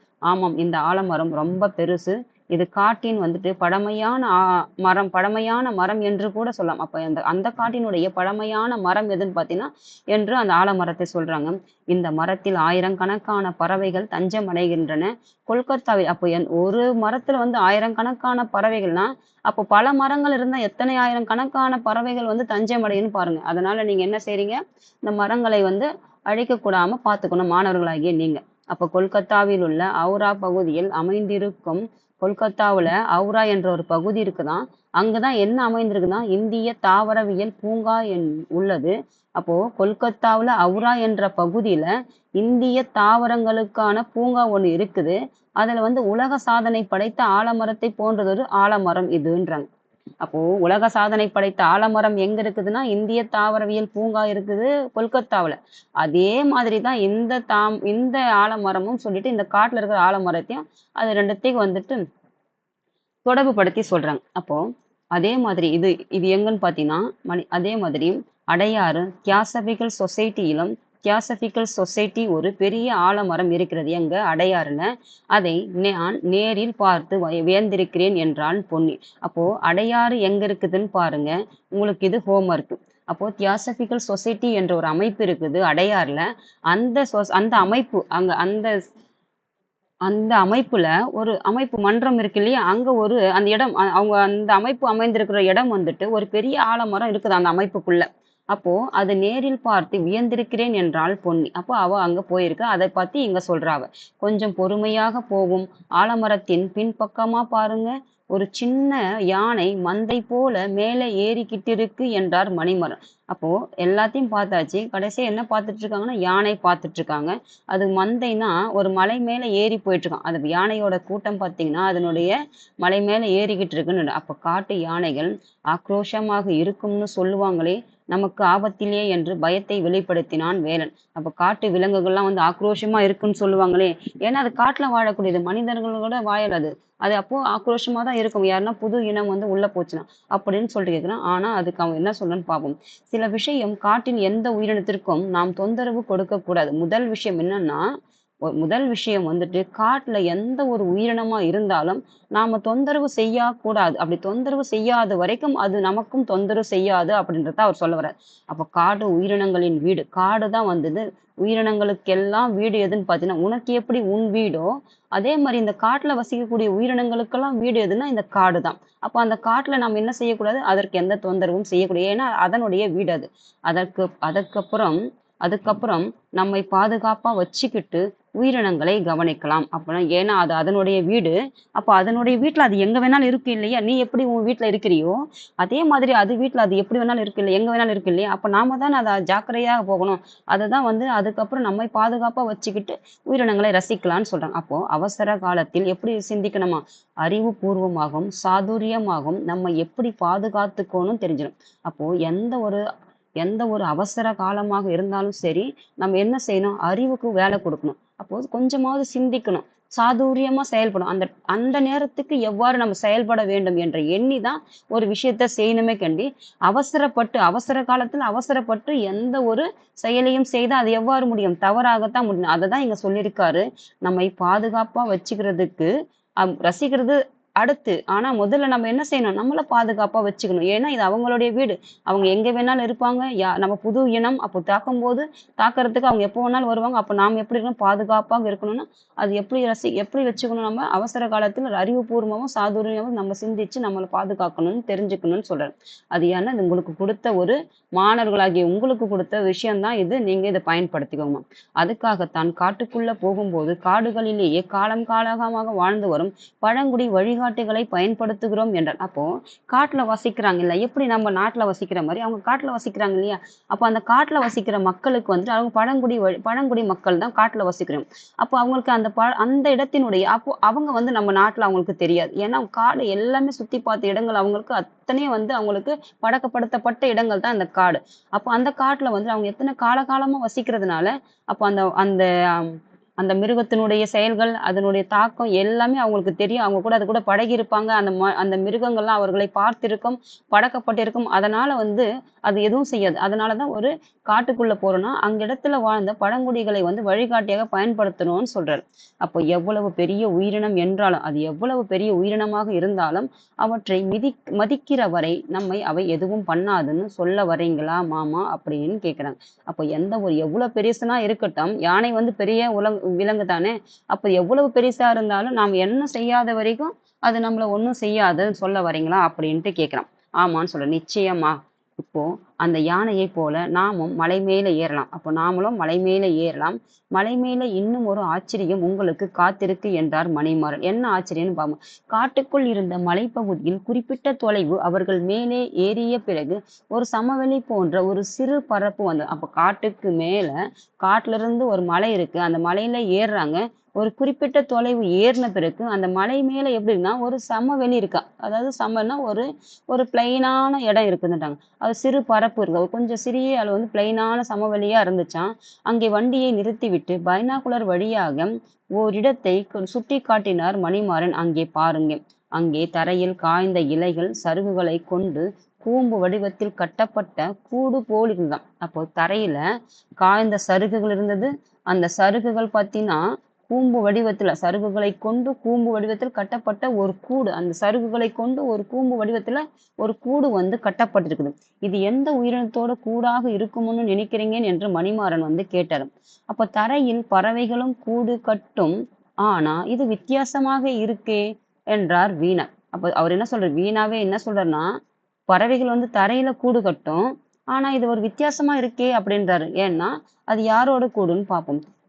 இது ஒரு பாம்போட கூடு. அப்போ பாம்போட கூடுனா கருநாகம் பார்த்தீங்கன்னா இது ஒரு பாம்போட கூடு. கருநாகரத்தின் கிங் கோப்ராவுடைய கூடுன்னு சொல்றாங்க. என்னது பாம்பு கூடா? கட்டுமா? அப்படின்னாரு. பாம்பு கூடு கட்டுமா? நாங்க கேள்விப்பட்டதில்லையே என்றான் வேலன். அப்போ பாம்பு கூடு கட்டுமா? அப்படின்னு சொல்லிட்டு ஆச்சரியமா கேட்கிறான் வேலன். உலகிலேயே கூடு கட்டி அதில் முட்டை வைத்து இனப்பெருக்கம் செய்யும் வகை பாம்பு வகை இது. அதாவது உலகத்திலேயே கூடுகள் கட்டி அதில் கூட்டுல வந்து முட்டை வைத்து இனப்பெருக்கம் செய்யும் பாம்பு வகையை சார்ந்துதான் வந்து இந்த கிங் கோப்ரா. இது வந்து கூடு கட்டி முட்டையிடும். அதுல வந்து இனப்பெருக்கம் செய்தன. அதே போல ரொம்ப சாதாரணமாக 18 அடி நீளம் வரைக்கும் வளரும். நஞ்சு கொண்ட பாம்புகளில் உலகிலேயே நீளமானது. அப்போ விஷத்தன்மை கொண்ட பாம்புகள்ல நிறைய பாம்புகளுக்கு விஷம் இருக்குது. அப்படி விஷத்தன்மை கொண்ட பாம்புகளில் உலகிலேயே இந்தியாவில் மட்டும் கிடையாது, உலகிலேயே நீளமானது எதுன்னு பார்த்தீங்கன்னா நம்ம இந்தியாவில் இருக்கக்கூடிய இந்த கிங் கோப்ரான்னு சொல்றாரு. அவர்களை மேலும் ஆச்சரியப்படுத்தினார் மணிமரன். அடர்ந்த காட்டுக்குள்ளவும் பார்த்துட்டோம், மலை மேலே ஏறிட்டோம், ஆனா காட்டுலயும் போயிட்டோம், மலை மேலேயும் ஏறிட்டோம், ஆனா புலி மட்டும் இன்னும் தென்படவே இல்லையே என்று சோர்வுடன் கூறினாள் பொன்னி. அப்போ புலியை பார்க்க எத்தனை உயிரினங்களும் பார்த்தாயிடுச்சு, ஆனா புலி பார்க்காதது வருத்தமாக இருக்கிறது யாருக்குன்னா பொன்னி. கவலைப்படாதே பொன்னி, எத்தனையோ ஆச்சரியமான விஷயங்களை இந்த காட்டில் நாம பார்த்து விட்டோம். புலி நம்ம ரொம்ப கூச்ச சுபாவம் கொண்ட உயிரினம். அப்போ புலி எப்படி உங்களுக்கு தெரியாது. புலியை பார்த்தா நாம பயப்படுறோம். ஆனா புலி பாருங்க, அது வந்து கூச்ச சுபாவம் கொண்ட ஒரு உயிரினம் தானா புலி. அவ்வளவு எளிதா அது வெளியே வராது. அப்போ கூச்ச சுபாவம் இருக்கிறதுனால அது என்னதான் காட்டுக்கே ராஜாவாக இருந்தாலும் அது கூச்ச சுபாவம் கொண்டதுனால அவ்வளவு எளிதில் வெளியே வராதுன்றாங்க. அப்போ கூச்ச சுபாவம் இருந்ததுன்னா உங்களாலையும் வெளியே வராது. அதனால கூச்ச சுபாவத்தை தவிர்த்துட்டு வெளியே வர பாருங்கன்றது தான் உங்களுக்கு கொடுக்குறாங்க. அப்ப இந்த மலைச்சரிவில் பாறைகள் நிறைந்த ஒரு இடம் இருக்கு. இந்த மலைச்சரிவுல பாறைகள் நிறைய இருக்கு இல்லையா? அப்படிப்பட்ட ஒரு இடம் இருக்கு. கீழே இறங்கும்போது அங்கே புலி இருக்கான்னு பார்ப்போம் அப்படின்னு சொல்றாரு மணிமரம். அவர் சொன்ன இடத்திலும் புலி இல்லை. அப்படி வந்துட்டாங்க. ஆனா புலி இல்லை. குழந்தைகள் இருவரும் பல்வேறு ஆச்சரியங்களை அன்றைக்கு பார்த்திருந்தாலும் புலியை பார்த்துவிட வேண்டும் என்ற ஆசை மட்டும் அவர்களுக்கு தீரவே இல்லைன்றாங்க. நான் போகும் ஒவ்வொரு காடும் புதுசு புதுசாகத்தான் இருக்கு. ஆராய்ச்சியாளர்களான எனக்கே தெரியாத பல விஷயங்களை இன்றைக்கு மணிமாறன் சாரும் நிறைய பழங்குடிகளும் எனக்கு கத்து கொடுத்திருக்காங்க. ஆராய்ச்சிகளுக்காக பலமுறை காட்டுக்கு வந்து போயிருந்தாலும் என்னால் புலியை பார்க்க முடிந்ததில்லைன்னு சொல்லியிருக்காரு. அப்போ இன்னொரு முறை புலியை பார்ப்போம், கவலைப்படாதீங்க என்று அவர்களை சமாதானப்படுத்தினார் வேலை. இவர் நிறைய போயிருக்காராம், நிறைய விஷயங்கள் பார்த்திருக்காராம், ஆனால் அவராலே பார்க்க முடிஞ்சதில்லை அப்படின்னு சொல்லிட்டு கவலைப்படாதங்க, இன்னொரு முறை பார்க்கலான்னு சொல்றாரு. அவர்கள் திரும்பி வந்த வழியிலை ஓங்கிலை பார்த்தாங்க இல்லையா? திரும்பி வரும்போது அதே இடத்திற்கு வரும்போது வந்தவுடன் ஓய்வெடுப்பதற்காக வண்டியை சற்று நிறுத்தினார்கள். பொன்னி கீழே இறங்கி கண்களில் பைனாகுலரை பொருத்தி புதரில் இருந்த சிறு இடைவேளியை வழியாக ஆற்றை பார்த்தாள். அவரால் ஆச்சரியத்தை கட்டுப்படுத்த முடியவில்லை. மாமா மாமா, அங்கே பாருங்க என்று கிசுகிசுக்கும் குரலில் கூறினாள். எல்லோரும் கண்களில் பைனாகுலரை பொருத்தி புதருக்கு பின்னால் இருந்து பார்த்தார்கள். புலி ஒன்று தன் 3 குட்டிகளுடன் ஆற்றில் நீர் அருந்தி கொண்டிருந்தது. அதாவது பாத்தீங்கன்னா புலி எங்க இருந்தது? அவள் அந்த அந்த புதரில் இருந்தது. அங்கிருந்து 3 குட்டிகளோட ஆற்றில் வந்துட்டு நீர் அருந்தி கொண்டிருந்தது. அழகு நிறைந்த அந்த காட்சியை தன் கேமராவில் பதிவு செய்து கொண்டார் வீணா. அந்த புலிகள் நீர் அறிந்து திரும்பும் வரை கண் கொட்டாமல் அவற்றையே பார்த்து கொண்டிருங்கள். இதுதான் இந்திய காடுகளின் நிஜ ராஜா என்றார். அப்ப புலிதான் வந்து இந்திய காடு இருக்குது இல்லையா? இந்தியாவுல காட்டு, அந்த காட்டுக்கெல்லாம் ராஜா யாருன்னா புலின்னு சொல்றாரு மணிமாறன். நீங்கள் சொல்வது 100% உண்மை என்று ஆமோதித்தார் வீணா. பிறகு வண்டியில் ஏறி காட்டின் எல்லைக்குள் திரும்பும் போது வீணா ஒரு கேள்வி கேட்டார். குழந்தைகளா? வீணா கேட்கிறாரு. ஏன்னா அவர் தானே கூட்டிட்டு போனாரு. அவர் வந்து கேட்கிறார், குழந்தைகளா, இன்னைக்கு நீங்க நேரில் பார்த்த உயிரினங்கள் அனைத்துக்கும் ஒரு ஒற்றுமை உண்டு தெரியுமா என்று கேட்டார் வீணா. அப்போ இத்தனை விஷயங்கள் நீங்க பார்த்துட்டீங்க, நான் அதுதான் உங்களை உள்வாங்கிக்க சொன்னேன். எல்லாத்தையும் முதல்ல காதுல உள்வாங்கிக்கங்க, கவனிக்குங்க. அப்புறம் உங்களுக்கு உண்டான எதுக்காக இது எல்லாத்தையும் ஒவ்வொன்னுத்தையும் நமக்கு அறிமுகப்படுத்துறாங்க, என்ன காரணம் இருக்குன்னு தேடணும். ஒவ்வொன்னுத்துக்கும் காரணம் தேடுங்க. அப்போ குழந்தைகள ஒற்றுமை உண்டுன்னு சொல்றாங்க. நம்ம பார்த்தோம் வேற்றுமையில் ஒற்றுமை எல்லாம் படிச்சுட்டு வந்துட்டோம் 2 வகுப்பு. அப்போ ஒற்றுமை உண்டு தெரியுமா என்று கேட்டார் வீணா. என்ன ஒற்றுமை என்று வேலன் கேட்டான். சீக்கிரம் சொல்லுங்கள், நாங்கள் ரொம்ப ஆவலாக இருக்கும் என்றாள் பொன்னி. இன்றைக்கு நாம பார்த்த எல்லாம் இந்தியாவோட இயற்கை சின்னங்கள். அப்போ இந்தியாவில் இருக்கிற இயற்கை சின்னங்கள் நாம வடிவமைச்ச செயற்கையான அமைப்புல வடிவமைச்சு செயற்கை சின்னங்கள். அப்ப 2 வகையாக பிரிச்சு காட்டுல எல்லாமே வந்து இயற்கையான முறையில் அமைந்த சின்னங்களை வந்துட்டு நம்ம தேசிய சின்னங்களாக அங்கீகரிக்கிறோம் அப்படின்னு சொல்றாங்க. அப்போ சிறப்பு என்ற அங்கீகாரம் பெற்ற இந்தியாவில் பார்த்தீங்கன்னா இயற்கை இந்தியாவோட இயற்கை தேசிய சின்னங்கள் என்கிற சிறப்பு அங்கீகாரம் பெற்றவை தான் இப்போ நம்ம பார்த்தது எல்லாம். ரொம்ப ஈஸியா சொன்னீங்க வீணா. பாருங்க, நான் கூட அதை யோசிக்கல என்றார் மணிமாறன். இப்போ மற்ற தேசிய சின்னங்களை பார்ப்போம்.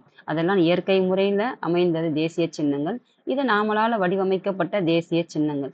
இப்போ பிற தேசிய சின்னங்கள் என்னெல்லாம் இருக்குன்னு பாருங்க. தேசிய கொடி. நமது தேசிய கொடியில் 3 வண்ணங்கள் இருக்கு. இந்த 3 வண்ணங்கள் இருக்கு. வண்ணங்களும் சம அளவில் கிடைமட்டமாக அமைந்துள்ளன. அப்போ தேசிய கொடி இருக்குதுன்னா சம அளவில் எப்படின்னா இதான் கிடைமட்டமாக சம அளவில் வந்துட்டு ஒன்றுக்கும் சம அளவில் இருக்குதுன்னு சொல்றாங்க. எந்த அமைப்பில் பார்த்தீங்கன்னா கிடைமட்டத்தில் அமைந்திருக்குன்னு சொல்றாங்க. மேல் பகுதியில் உள்ள காவி நிறம் வீரத்தையும் தியாகத்தையும் குறிக்கிறது. அப்ப இந்த மேல இருக்கிற காவி நிறம் வந்துட்டு எதை குறிக்குதுன்னு பார்த்தீங்கன்னா காவி நிறம் வீரம் மற்றும் தியாகம். அப்போ இதை குறிக்குது. அப்போ நம்ம நாட்டிற்காக வீரத்தையும் தியாகம் செய்திருப்பாங்க இல்லையா, அவங்களை போற்றக்கூடிய வகையில தான் இந்த நிறம் வந்து வச்சிருப்பாங்க. அவங்களை போற்றக்கூடிய விதமாக அதுதான் வந்து வீரம் மற்றும் தியாகத்தையும் குறி அவர்கள் அவர்கள் சிந்திய தியாகத்தையும் வீரத்தையும் குறிக்கிறது தான் இந்த காவியம். 2வது என்ன கொடுத்துருக்காங்க பார்த்தீங்கன்னா கீழ்ப்பகுதியில் உள்ள பச்சை நிறம் பார்த்தீங்கன்னா செழுமையையும் வளத்தையும் புரியுது. அப்போ இந்த பச்சை நிறம் பார்த்தீங்கன்னா நம்ம நாட்டினுடைய செழுமை, அதுக்கப்புறம் வளம், நம்ம நாட்டினுடைய வளமை பற்றி குறிக்கிறது தான் வந்து இந்த பச்சை நிறம். 3வது என்ன சொல்லுங்க, இடையில் உள்ள வெள்ளை நிறம் பார்த்தீங்கன்னா இடையில் இருக்கிற வெள்ளை நிறம் என்னன்னு பார்த்தீங்கன்னா நேர்மை, அமைதி, தூய்மை. அதாவது நேர்மையா இருக்கணும், அமைதியான முறையில் இருக்கணும், தூய்மையாக இருக்கணும். அப்போ தூய்மை இது 3ஐயும் குறிக்குது தான் வந்துட்டு வெண்மை நிறம். வெண்மை எதற்கு? வெண்மைனாவே சுத்தமா தானே இருக்கும். அதுதானே சொல்லுவாங்க வெண்மைனா வந்துட்டு. அதனாலதான் இங்க சொல்றாங்க வெண்மை என்பது நேர்மை, அமைதி, தூய்மை. நடுவில் கருநீல நிறத்தில் அமைந்திருக்கும் அசோக சக்கரம் அறவழியும் அமைதியையும் வலியுறுத்துது. இந்த அசோக சக்கரம் பாருங்க, நம்ம ஏற்கனவே வரலாறு படிக்கும் போதே பார்த்தோம் உங்களுக்கு. இதை அங்க எடுத்துட்டு போய் நினைவில் கொள்ளுங்க. இல்லாட்டி அந்த பாடத்தை மறுபடியும் ஒரு முறை பாருங்க. அதாவது கருநீல நிறத்தில் இருக்குது.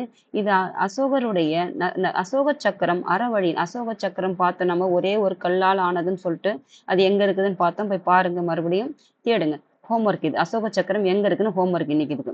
அப்போ நடுவில் கருநீல நிறத்தில் அமைந்துள்ள அசோக சக்கரம் அறவழியையும் போதிக்குது. அதாவது அறத்தின் வழி நாம் எவ்வாறு நடக்க வேண்டும், அமைதியான முறையில் வந்து எப்படி வந்து அமைதியான வாழ்க்கையை மேற்கொள்ளணும், அதாவது சண்டை சச்சரவு இல்லாமல் அமைதியான வாழ்க்கையும், அந்த வாழ்க்கை எப்படின்னா அறவழியிலும் இருக்கிற மாதிரி இந்த அசோக சக்கரம் வந்து நமக்கு உணர்த்துதுன்னு சொல்றாங்க.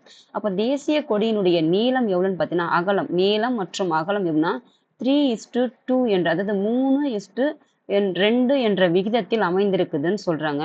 அதாவது இது நடுவில் இருக்குது இல்லையா, இந்த தேசிய கொடி பார்த்தீங்கன்னா இதனுடைய 3:2 என்ற விகிதத்தில் தான் இந்த தேசிய கொடி வந்து அமைஞ்சிருக்குதுன்னு சொல்றாங்க. அப்புறம் அதுக்கப்புறம் நடுவில் உள்ள அசோக சக்கரம் 24 ஆரங்களை கொண்டுள்ளது. நம்ம பார்த்தோம் நம்ம அசோக சக்கரம் இருக்கிறது, அதுல வந்து 24 ஆரங்களை கொண்டதுன்னு சென்ற வகுப்புல வரலாறு படிக்கும் போதே பார்த்தோம்.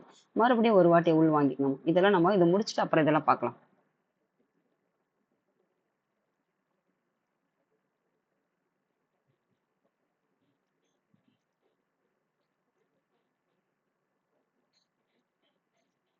இந்திய தேசிய கொடியை தயாரிக்கும் உரிமை யாருக்கு அளிக்கப்படும்? இது உங்களுக்கு உயர் சிந்தனை விதான். அதாவது சும்மா அப்படியே உங்களுக்கு சிந்திச்செல்லாம் சொல்ல முடியாது. கொஞ்சம் தேடிதான் நீங்க எடுக்க வேண்டியமா இருக்கும். அதனால இது உங்களுக்கு ஹோம்ஒர்க். நம்ம தேசிய கொடியை வந்து தயாரிக்கிறாங்க இல்லையா, அந்த உரிமை வந்துட்டு எல்லாருக்குமா கொடுத்துருவாங்க. யாராவது ஒருத்தருக்கு தானே கொடுத்துருப்பாங்க. அப்படிப்பட்ட உரிமை யாருக்கு கொடுத்துருக்காங்கன்னு சொல்லிட்டு தேடுங்கம்மா. நீங்க தெரிஞ்சுக்கோங்க, தேடி தெரிஞ்சுக்கோங்க. இப்போ தேசிய இலச்சினை இப்போ பார்த்தாச்சு. அது 3 வகை கலர்களுக்கெல்லாம் என்னெல்லாம் காரணம் சொல்லிட்டு என்னெல்லாம் விளக்கம் சொல்லணும்னு பார்த்தாச்சு. அந்த இலச்சினை தேசிய இலச்சினை பார்க்குறோம் இல்லையா? சாரநாத் அசோகத் தூணின் உச்சியில் அமைந்திருக்கும் நான்முக சிங்கம் இந்தியாவின் தேசிய இலச்சினையாக ஜனவரி 26, 1950 ஏற்றுக்கொள்ளப்பட்டது. அப்போ அசோகர் தூண்ல சாரநாத் கற்றூணில் வந்துட்டு உச்சியில என்ன இருக்குன்னு பார்த்தீங்கன்னா 4 முக சிங்கம் அமைந்த ஒரு சின்னம் இருக்குதுன்னு பார்த்தோம் அசோகருடைய தூண்ல. அப்போ அதுதான் வந்து நம்முடைய தேசிய இலச்சினையாக எடுத்துக்கொண்டோம். எப்போன்னு பார்த்தீங்கன்னா ஜனவரி 26, 1950. அப்போ இதன் அடிப்பகுதியில் சத்தியமேவ ஜெயதே என பொறிக்கப்பட்டுள்ளது. அப்போ அந்த இலச்சினைக்கு கீழே நாம் அதை ஏத்துக்கிட்டோம். இந்த 4 முக சிங்கத்தினுடைய இலச்சினையாக தேசிய இலச்சினையாக ஏத்துக்கிட்டோம். அது என்னன்னு பொறிக்கப்பட்டதுன்னா சத்தியமேவே ஜெயதே என்ற வாசகம் பொறிக்கப்பட்டுள்ளது. அதற்கு என்ன பொருள் பார்த்தீங்கன்னா வாய்மையே வெல்லும், உண்மையே வெல்லும், பொய்யே இருக்கக்கூடாது. அதனால மாணவர்களாகிய நீங்க உண்மையை மட்டும் பேசுங்க, பொய் பேசாததை கடைப்பிடிங்க. ஒவ்வொரு வார்த்தையும் உங்களுடைய வாழ்க்கையை மாற்றக்கூடிய வார்த்தையாக இருக்கும். பாருங்க, நம்ம சென்ற வகுப்புல பார்த்தோம், அம்பேத்கருக்கு வந்துட்டு அவர் ஜாதி அடிப்படையில பிரிச்சு வச்சிருந்தாங்க. அந்த வார்த்தை தான் ஒரு சட்ட மேதையா ஆகிறதுக்கே காரணமாக இருக்கு, ஒரு வார்த்தை. அதனால மாணவர்களாகிய உங்களுக்கும் வந்துட்டு உண்மையை மட்டுமே பேசுங்க, பொய் பேசாதீங்க. அதனால வாழ்க்கையில உண்மையை மட்டுமே கடைபிடிங்க. அதான் வாய்மையே வெல்லும், உண்மை மட்டும்தான் வெல்லும் சொல்லிட்டு கொடுத்துருவாங்க. அதனுடைய பொருள் இந்த வார்த்தை நாம வேத காலம் படிக்கும் போதே பார்த்திருப்போம். இது எங்கிருந்து எடுக்கப்பட்டதுன்னு சொல்லிட்டு போய் பாருங்க. அதுக்கப்புறம் இதன் பொருள் அப்போ தேசிய இலச்சினை மேல் பகுதி அடிப்பகுதி என 2 வகையாக பிரித்திருக்காங்க, 2 பகுதியாக. அப்போ இந்த இலச்சினையை வந்துட்டு எவ்வாறு பிரிச்சுன்னா மேல் பகுதி அடிப்பகுதி. அப்ப மேல் பகுதினா இதிலிருந்து இது வரைக்கும் மேல் பகுதினும், அப்ப இதிலிருந்து இது வரைக்கும் கீழ்ப்பகுதி 2ஆக பிரித்திருக்காங்க. அந்த மேல் பகுதி என்ன சொல்லுது, கீழ்ப்பகுதி என்ன சொல்லுப்பா? மேல் பகுதியில் 4 சிங்க உருவங்கள் ஒன்றோடு ஒன்று பின்பக்கமாக பொருந்திருக்குமாறு வட்ட வடிவமான பீடத்தில் அமைக்கப்பட்டுள்ளது. நமது இலச்சினையில் 3 சிங்க உருவங்களை மட்டுமே காண முடியும். அப்போ இங்க பாத்தீங்கன்னா 4 முகங்கள் இருக்குது. ஆனா ஒன்னொன்னும் ஒவ்வொரு முகத்தை பார்க்காத மாதிரி பொறிந்திருக்கு. அதாவது பின்பக்கமா பொறிந்திருக்குது. வட்ட வடிவமான பீடத்தில் அமைக்கப்பட்டுள்ளது இது. ஆனா நம்ம ஏத்துக்கிட்டு இல்லையா தேசிய இலச்சினையாக அப்படி ஏற்றுக்கொண்டதுல 3 பக்க உருவங்கள் மட்டும்தான் நாம காண முடியும். ஒண்ணு வந்து காண முடியும். இது 3 தான் காண, இதுக்கு பின்னாடி இருக்குது காண முடியாதுன்னு கொடுக்குறோம். அடிப்பகுதியில் இருக்குது இல்லையா, இந்த அடிப்பகுதியில என்ன இருக்குதுன்னு பார்ப்போம். இந்த அடிப்பகுதி பாருங்க, யானை. யானை என்னன்னு பார்த்தீங்கன்னா ஆற்றல்னு கொடுத்துருக்காங்க. குதிரை எவ்வளவு வேகம், இது வந்துட்டு ஆற்றல்னா பலம் வாய்ந்தது யானை. குதிரை வந்துட்டு வேகமாக ஓடக்கூடியது. காளை என்பதுன்னு பார்த்தீங்கன்னா கடின உழைப்பு என்று பொருள். சிங்கம் என்னன்னு பார்த்தீங்கன்னா கம்பீரமாக ஆகிய உருவங்கள் அமைந்திருக்குதான் இந்த கீழ்ப்பகுதியில. இதையும் நாம இலச்சினையில ஏற்றுக்கொண்டு இருக்கிறோம். 2ஆக பிரித்து மொத்தமா ஏத்துக்கிட்டு அதை 2ஆ பிரிச்சுட்டு உங்களுக்கு அது என்னெல்லாம் இருக்குன்னு காரணம் சொல்லிட்டு இருக்காங்க.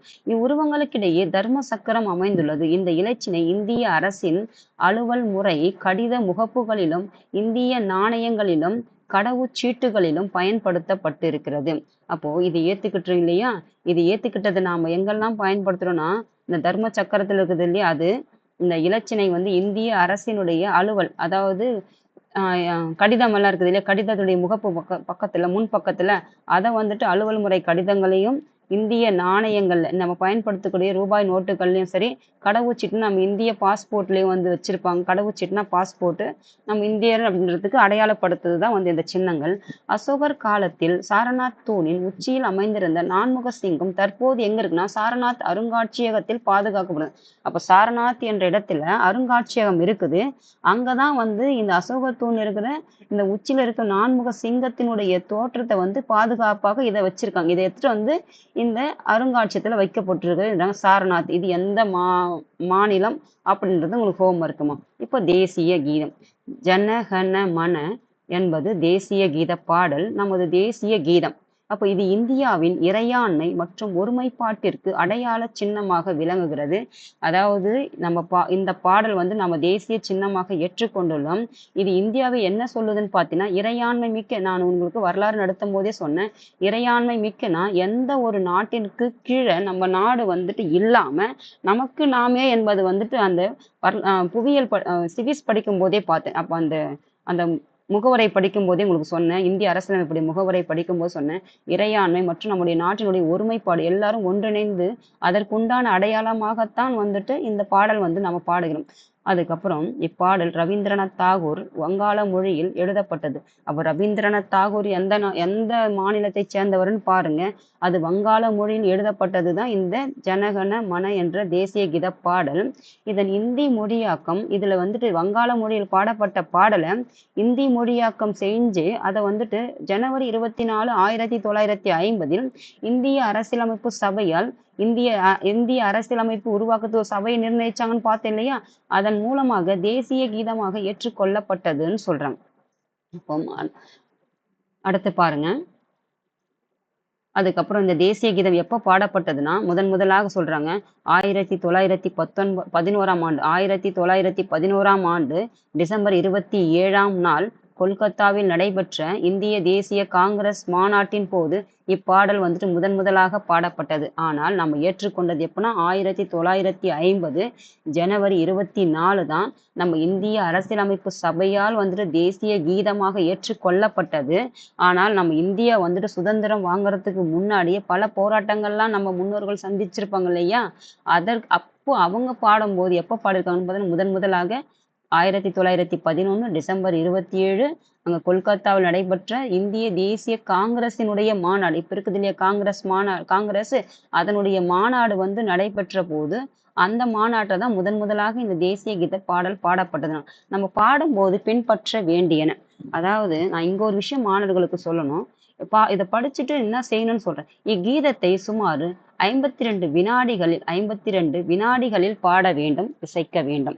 பாடும்போது அனைவரும் எந்தவித அசைவுகளும் இன்றி நேராக நிற்க வேண்டும். அப்போ மாணவர்கள் பாடும்போது எந்தவித அசைவுகளின்றி நேராக நிற்க வேண்டும். பொருள் புரிந்து சரியாக பாட வேண்டும். இவங்க என்ன சொல்றேன்னா அதை சரியான டைமோட பாட சொல்லிடணும். சரியான வினாடி, அதாவது குறிப்பிட்ட நேரம், இதுக்குன்னு ஒரு வரைமுறை கொடுத்துருப்பாங்க. அந்த வரைமுறை பின்பற்றி பாடுங்கன்னு சொல்லியிருக்காங்க. இரண்டாவது பார்த்தீங்கன்னா எந்தவித அசைவும் இல்லாம பாடணும். பொருள் புரிந்து பாடணும். நாம் அதெல்லாம் பின்பற்றோமா? நம்ம பாட்டுக்கு கண்டமேனிக்கு கையை ஆட்டுறது, காலை ஆட்டுறது, கையை பார்க்கறது, இங்க பார்க்கறது, அங்க பார்க்கறது, இப்படியா பார்க்கறது, இதெல்லாம் வந்து தேசிய நம்ம கீதத்தை அவமதிக்கிற செயல். இனிமே மாணவர்கள் என்ன செய்றீங்கன்னா, நான் அப்படியே திரும்பி பார்த்தா கை மேலே எந்த பக்கம் எந்த டைரக்ஷன் அப்படியே போட வேண்டியதுதான். எனக்கு அடிதான் விடும். அதனால மாணவர்கள் நான் என்ன சொல்றேன்னா, தேசிய கீதம் பாடும்போது எந்தவித அசைவும் இன்றி நேராக நின்று அமைதியான முறையில நல்லா காலை எப்படி நல்லா குவித்து கையை எப்படி வைக்கணுமோ அப்படி வச்சு இந்த தேசிய கீதத்தை நல்லா உள்வாங்கிட்டு நல்லா காது கொடுத்து கீழுங்க. என்ன பொருள் சொல்லிட்டு பொருள் புரிந்து இனிமேல் பாடுங்க. தெரியலன்னா யாருன்னா தெரிஞ்சவங்க கிட்ட பாட வச்சு கேட்டுக்கோங்க. இனிமே இப்படிதான் நீங்க பின்பற்றணும். இதுக்கு வந்து நீங்க கொடுக்கக்கூடிய மரியாதை. ஏன்னா இதுக்கு பின்னாடி அத்தனை பேருடைய உயிர் தியாகங்கள்லாம் இருக்குது. அதனால மாணவர்கள் இனிமே இந்த வகுப்பை பார்த்த பின்னாடி இதை நீங்க பெரியவர்களே பின்பற்றுறதுல நான் நிறைய பார்த்திருக்கேன். அந்த தேசிய கீதம் ஒலிக்கும் போது அவங்க பாட்டுக்கு ஏதாவது ஒண்ணு செஞ்சுட்டே இருப்பாங்க. அதெல்லாம் தவறான செயல். அதனால என்ன சொல்றேன்னா, தேசிய கீதம் பாடும்போது அதற்குன்னு ஒரு மரியாதை இருக்கு. அதை பின்பற்றுங்கள் மாணவர்களாகிய நீங்கள். இப்போ தேசிய பாடல்னா என்னன்னு சொல்றாங்க. வந்தே மாதரம். அப்போ அது தேசிய கீதம், இது தேசிய பாடல். எதுனா வந்தே மாதரம். வங்க எழுத்தாளர் பங்கிம் சந்திர சட்டர்ஜி எழுதிய வந்தே மாதரம் பாடலின் முதல் பத்தி விடுதலை போராட்டத்தில் முக்கிய பங்கு வகித்தான். அப்போ வங்க எழுத்தாளர் யாருன்னா, வங்க மொழி எழுத்தாளர் தான் யாருன்னு பார்த்தீங்கன்னா பங்கிம் சந்திர சட்டர்ஜி. இவர் எழுதியது தான் வந்து வந்தே மாதரம் என்ற ஒரு பாடல். அவர் எழுதிய நூல்ல முதல் பத்தி தான் வந்துட்டு அந்த பாடல் ஒரு நூல் எழுதியிருப்பாரு. அந்த நூல்ல எழுதப்பட்டது தான் இந்த முதல் பத்தி தான் வந்தே மாதரம் என்ற பாடல். அது விடுதலை போராட்டம், நம்ம நாடு விடுதலைக்காக போராடி இருப்பாங்க இல்லையா? அந்த விடுதலை போராட்டத்துல முக்கியமான பங்களித்து தான் இந்த ஒரு பத்தி, அவர் எழுதின இந்த ஒரு பத்தி. அப்ப இதன் காரணமாக தேசிய கீதத்திற்கு இணையாக தேசிய பாடல், அதாவது இதுவும் வந்துட்டு விடுதலை போராட்டத்துல முக்கிய பங்கு வகித்ததால் இந்த பாடல் முதல் பத்தி. அப்போ தேசிய கீதத்திற்கு இணையாக தேசிய சிறப்பு அந்த பாடலுக்கு அளிக்கப்படுகிறதுன்றாங்க. ஏன்னா அரசியலமைப்பு சட்ட நிர்ணய மன்ற தலைவரும், அப்போ அரசியலமைப்பு சட்டம் நிர்ணய மன்றத்தினுடைய தலைவரும், அதுவும் இல்லாமல் மேனாள் குடியரசுத் தலைவருமான ராஜேந்திர பிரசாத் 1950 ஜனவரி 24ஆம் நாள் அறிவித்தார். இப்பாடல் ஆனந்த மடம் என்ற நாவலிலிருந்து எடுக்கப்பட்டது. இது ஒரு நாவல். அந்த நாவலை எழுதியவரான பங்கிம் சந்திர சட்டர்ஜி. இவர் எந்த மொழியாளர் பார்த்தீங்கன்னா வங்க எழுத்தாளர் இவர். அந்த பாடல் அவர் இயற்றக்கூடிய நாவல்ல வந்து முதல் பத்தியில் அமைந்தது தான் வந்துட்டு வந்தே மாதரம் என்ற பாடல். இது எங்க ரொம்ப முக்கியத்துவம் பங்களிச்சது பார்த்தீங்கன்னா விடுதலை போராட்டத்தில் வந்து இந்த பாடல் வந்து பாடப்பட்டது எழுச்சி ஊட்டுனதுனால, அதனால இந்த தேசிய கீதத்திற்கு இணையாக இந்த பாடலையும் வந்துட்டு தேசிய பாடலாக ஏற்றுக்கொண்டது யாருன்னு பார்த்தீங்கன்னா குடியரசுத் தலைவர். அதுக்கப்புறம் அரசியலமைப்பு சட்ட நிர்ணய மன்றத்தினுடைய தலைவர் எப்போன்னு பார்த்தீங்கன்னா யாருன்னு பார்த்தீங்கன்னா ரவீந்திரநாத் தாகூர் 1950 ஜனவரி 24 அப்படின்னு சொல்றாங்க. தேசிய உறுதிமொழி. இந்த தேசிய உறுதிமொழி பாடும்போது கூட மாணவர்கள் கரெக்டாவா நிக்கிறீங்க? அதையும் கொஞ்சம் இனிமே கொஞ்சம் மாத்திட்டு எப்படி நிக்கணுமோ அதுக்குன்னு ஒரு வரைமுறை இருக்கு. அதை பின்பற்றி மாணவர்கள் செய்யணும் இனிமேல் பட்டு. அப்போ இந்தியா எனது தாய்நாடு என தொடங்கும் நமது தேசிய உறுதிமொழியை பிதிமாரி வெங்கட சுப்பாராவ் என்பவர் தெலுங்கில் வந்து எழுதியிருப்பார். இதை எழுதியவர் யாருன்னா தேசிய உறுதிமொழியை பிதிமாரி வெங்கட சுப்பாராவ். இவர் யாருன்னு பார்த்தீங்கன்னா தெலுங்குல எழுதியிருப்பாரு. அவர் வந்து இதுதான் வந்து நாம இப்போ தேசிய உறுதிமொழியாக பின்பற்றோம். அப்போ தேசிய நுண்ணுயிரி. நாம் அன்றாடம் சாப்பிடும் தயிர் பாலிலிருந்து உருவாக பயன்படுகிறது. லாக்டோபேசிலஸ் டெல்புருக்கி என்னும் நுண்ணுயிர். அதாவது நம்ம அன்றாட சாப்பிடக்கூடிய தயிர் பாலிலிருந்து உருவாகிறது தான் தயிர். அந்த தயிர் உருவாகிறதுக்கு காரணம் எதுன்னு பார்த்தீங்கன்னா லாக்டோபேசிலஸ் என்ற டெல்புருக்கி என்னும் நுண்ணுயிர். இது 2012ஆம் ஆண்டில் ஒரு தேசிய நுண்ணுயிராக அங்கீகரிக்கப்பட்டது. இந்த பாக்டீரியா வேதிவினை புரிந்து பாலில் இருக்கும் புரதத்தை மாற்றுதல். அப்போ பாலில் புரதம் இருக்குது. அந்த புரதத்தை மாற்றுறதுனால என்ன கிடைக்குதுன்னா தயிர் கிடைக்கிறது. அந்த தயிர் பார்த்தீங்கன்னா செரிமானத்திற்கும் வயிற்று கோளாறுகளுக்கும் குளிர்ச்சி தருவதற்கும் அறியப்படுகிறது.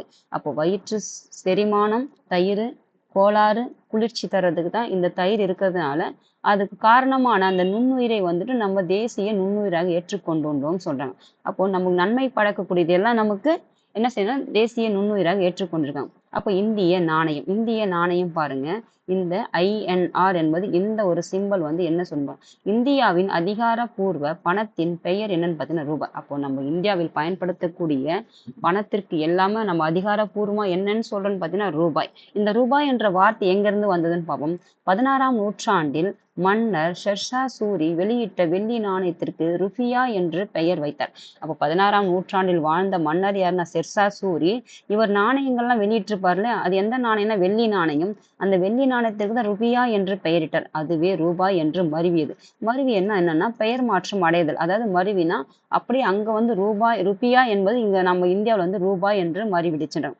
அப்போ ரூபாய்க்கான சின்னம் என்னன்னு பார்த்தீங்கன்னா இந்த மாதிரி ஒரு சிம்பல் எங்கன்னு பார்த்தீங்கன்னா இந்த சின்னத்தை 2010 வடிவமைத்தவர் யாருன்னா நம்ம தமிழகத்தைச் சேர்ந்த உதயகுமார் அப்படிங்கிறாங்க. அப்ப உதயகுமார் தான் இந்த ரூபாய்க்கான சின்னமாக இதை வந்துட்டு கொடுத்திருக்காரு. எப்பன்னா 2010 வடிவமைத்து தமிழகத்தைச் சேர்ந்த உதயகுமார். இதுக்கும் ஹோம்ஒர்க். இந்த உதயகுமார் என்பவர் யாருன்னு பாருங்க. தமிழகத்துல எந்த மாவட்டம்னு பாருங்க. தேசிய நாட்காட்டி.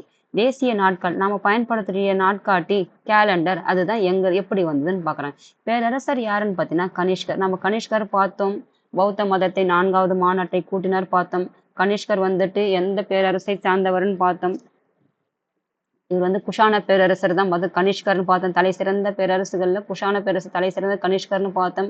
அவர் வந்து பௌத்த மாநாட்டை கூட்டினா பௌத்த மதத்தை 2ஆக பிரிச்சார்னு பார்த்தோம். ஹீனயானம் மகாயானம் இருந்தது. பிரிவு ஏற்பட்டதுனால பிரிச்சார்னு பார்த்தோம். இது எல்லாம் உங்களுக்கு வரலாறு பாடத்திலே நடத்திருப்பேன். அந்த பாடம் பார்க்கலன்னா மறுபடியும் போய் பாருங்கம்மா. உங்களுக்கு எளிதா இருக்கும் இது இனிமே படிக்கிறதுக்கு. அப்போ பேரரசர் கனிஷ்கர் காலத்தில் கிபி என்பது நம்ம கிமுல இருந்து வந்துட்டு இருக்கோம். இப்ப கிபிக்கு வந்துட்டோம். கிபி அந்த 0ல இருந்து 1 2ல இருந்து 78 வரைக்கும் வந்திருக்கும். இன்னும் 100 கூட வரல. 78 கிபி 78 சக ஆண்டு முறை தொடங்கியது. அப்போ கிபி 78ல கனிஷ்கருடைய காலம் அது. அப்பதான் வந்து சக ஆண்டு முறை தொடங்கியது. அந்த சக ஆண்டுன்னா என்னன்னு பார்க்கலாம். இளவேனில் காலத்துல சம பகல் இரவு நாள் எப்பன்னு பார்த்தீங்கன்னா மார்ச் 22. அப்ப இளவேனில் காலத்துல இரவும் பகலும் சமமா இருக்கக்கூடிய நாள் எதுன்னு பார்த்தீங்கன்னா மார்ச் 22 அன்று இந்த ஆண்டு தொடங்கியதான். அப்ப இந்த ஆண்டுல இருந்து தான் இந்த இளவேனில் காலமான சமபகல் இரவு நாளான மார்ச் 22 இந்த கிபி 78ல தான் தொடங்கியது அப்படிங்கிறாங்க. அப்ப லீப் ஆண்டு என்பது எத்தனை ஆண்டுக்கு ஒரு முறை வரும்போது ஹோம்ஒர்க்குமா உங்களுக்கு. அப்ப லீப் ஆண்டுகளில் இது மார்ச் 21ஆகவும் அமையும். அப்ப மற்ற ஆண்டுகளில் மார்ச் 22ம் லீப் ஆண்டுகளில் மொத்தம் மார்ச் 21 அமையும் எது இந்த சமபகல் இரவு நாள். அப்போ சக ஆண்டு முறையே நமது தேசிய நாட்காட்டி பின்படு. அப்போ நாம் பயன்படக்கூடிய நாள்காட்டி இருக்குது இல்லையா, இப்போ நம்ம பார்க்குற தேதிங்கள்லாம் இந்த சக ஆண்டு முறையை பின்பற்றி. இந்த சக ஆண்டு எப்பொழுது தொடங்குது? கிபி 78.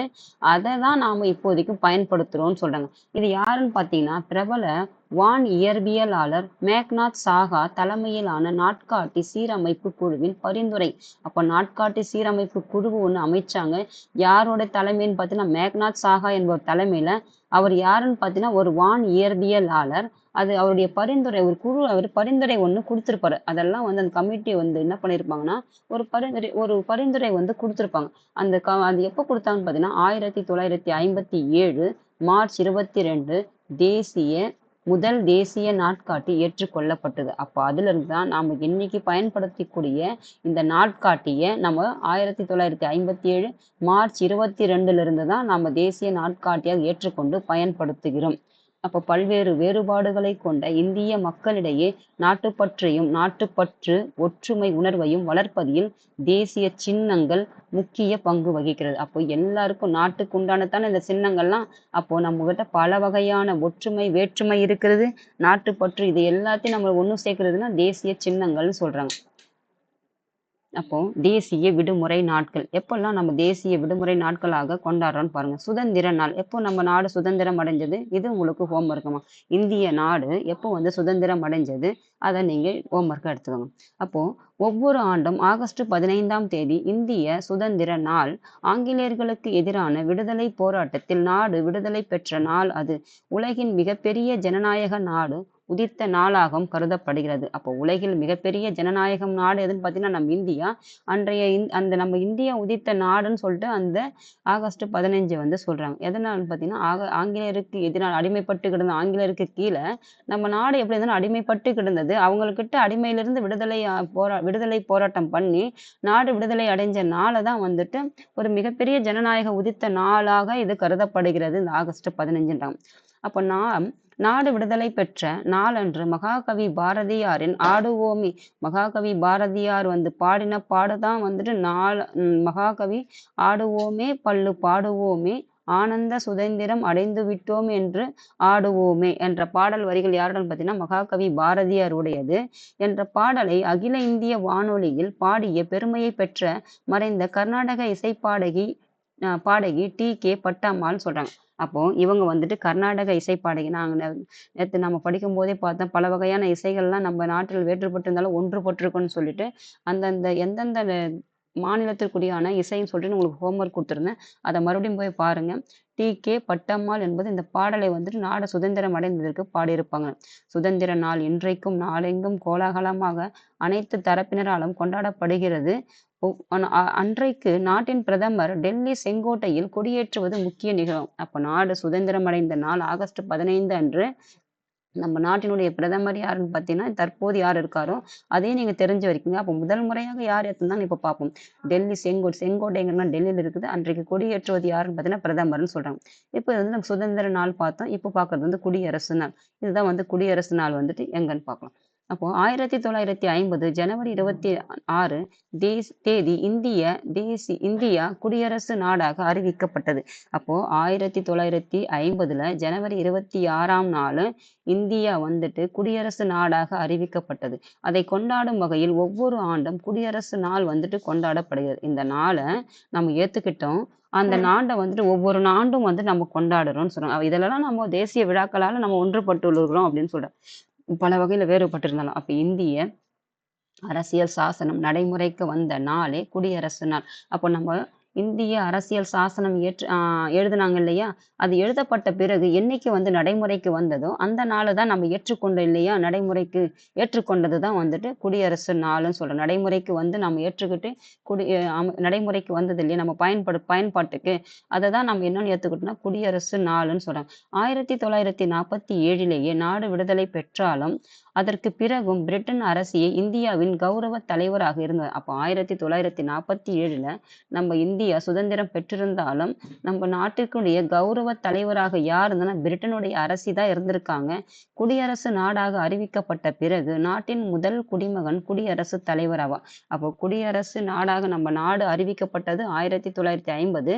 அதன் பிறகு நாட்டினுடைய முதல் குடிமகன் யாருன்னா குடியரசுத் தலைவர்ன்றாங்க. அப்போ குடியரசு நாளில் அவர் டெல்லி கர்தவ்யாபாத்தில் கடமை பாதை என்ற இடத்துல தான் வந்து தேசிய கொடியை ஏற்றுவார். அப்போ குடியரசு தினத்திற்கு யார் கொடியேற்றுவார், சுதந்திர தினத்திற்கு யார், விடுதலை நாள் அன்னைக்கு யார் கொடியேற்றுவார்னு தெரிஞ்சுக்கணும்.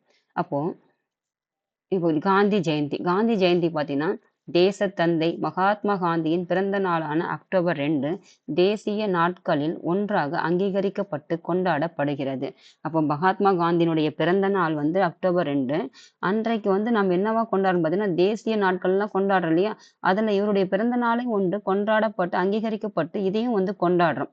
அப்போ காந்தியின் பிறந்த நாளை என்னன்னு சொல்றாங்கன்னு பார்த்தீங்கன்னா சர்வதேச அகிம்சை நாளாக 2007 முதல் அங்கீகரித்தது யாருன்னு பார்த்தீங்கன்னா ஐநா சபை கொண்டாடி வருகிறான். அப்போ இந்தியாவில் பிறந்த ஒருத்தருக்கு வந்துட்டு இந்த சர்வதேச அகிம்சை என்ற ஒரு நாளை வந்து 2007ல இருந்து அங்கீகரிக்குது ஐநா சபைனா, உலகத்திற்கே இருக்கிற ஒரு அமைப்பு தான் வந்து ஐநா சபை. இதுவே வந்து கொண்டாடுதுன்னா அப்போ அந்த அகிம்சைனா என்ன, அது என்னத்துக்கு அவர் பின்பற்றினா அதனுடைய பொருள், அதனால அவர் எவ்வளோலாம் பாதிப்புக்குள்ளானது, எதனால அவர் எவ்வளோ கடினமானது அந்த அகிம்சை என்ற ஒரு முறையை பின்பற்றுறதுக்கு, இதெல்லாம் தான் இன்னைக்கு உங்களுக்கு ஹோம் இருக்குமா பாருங்க. இப்போ வந்து கலைச்சொற்கள். கலைச்சொற்கள் பாருங்க. கரியால் முதலை என்பது கங்கை முதலை. அப்போ கரியால் முதலை என்பது எங்கன்னு பார்த்தீங்கன்னா கங்கையில ஆற்று முதலை தான் வந்து கரியால் முதலை.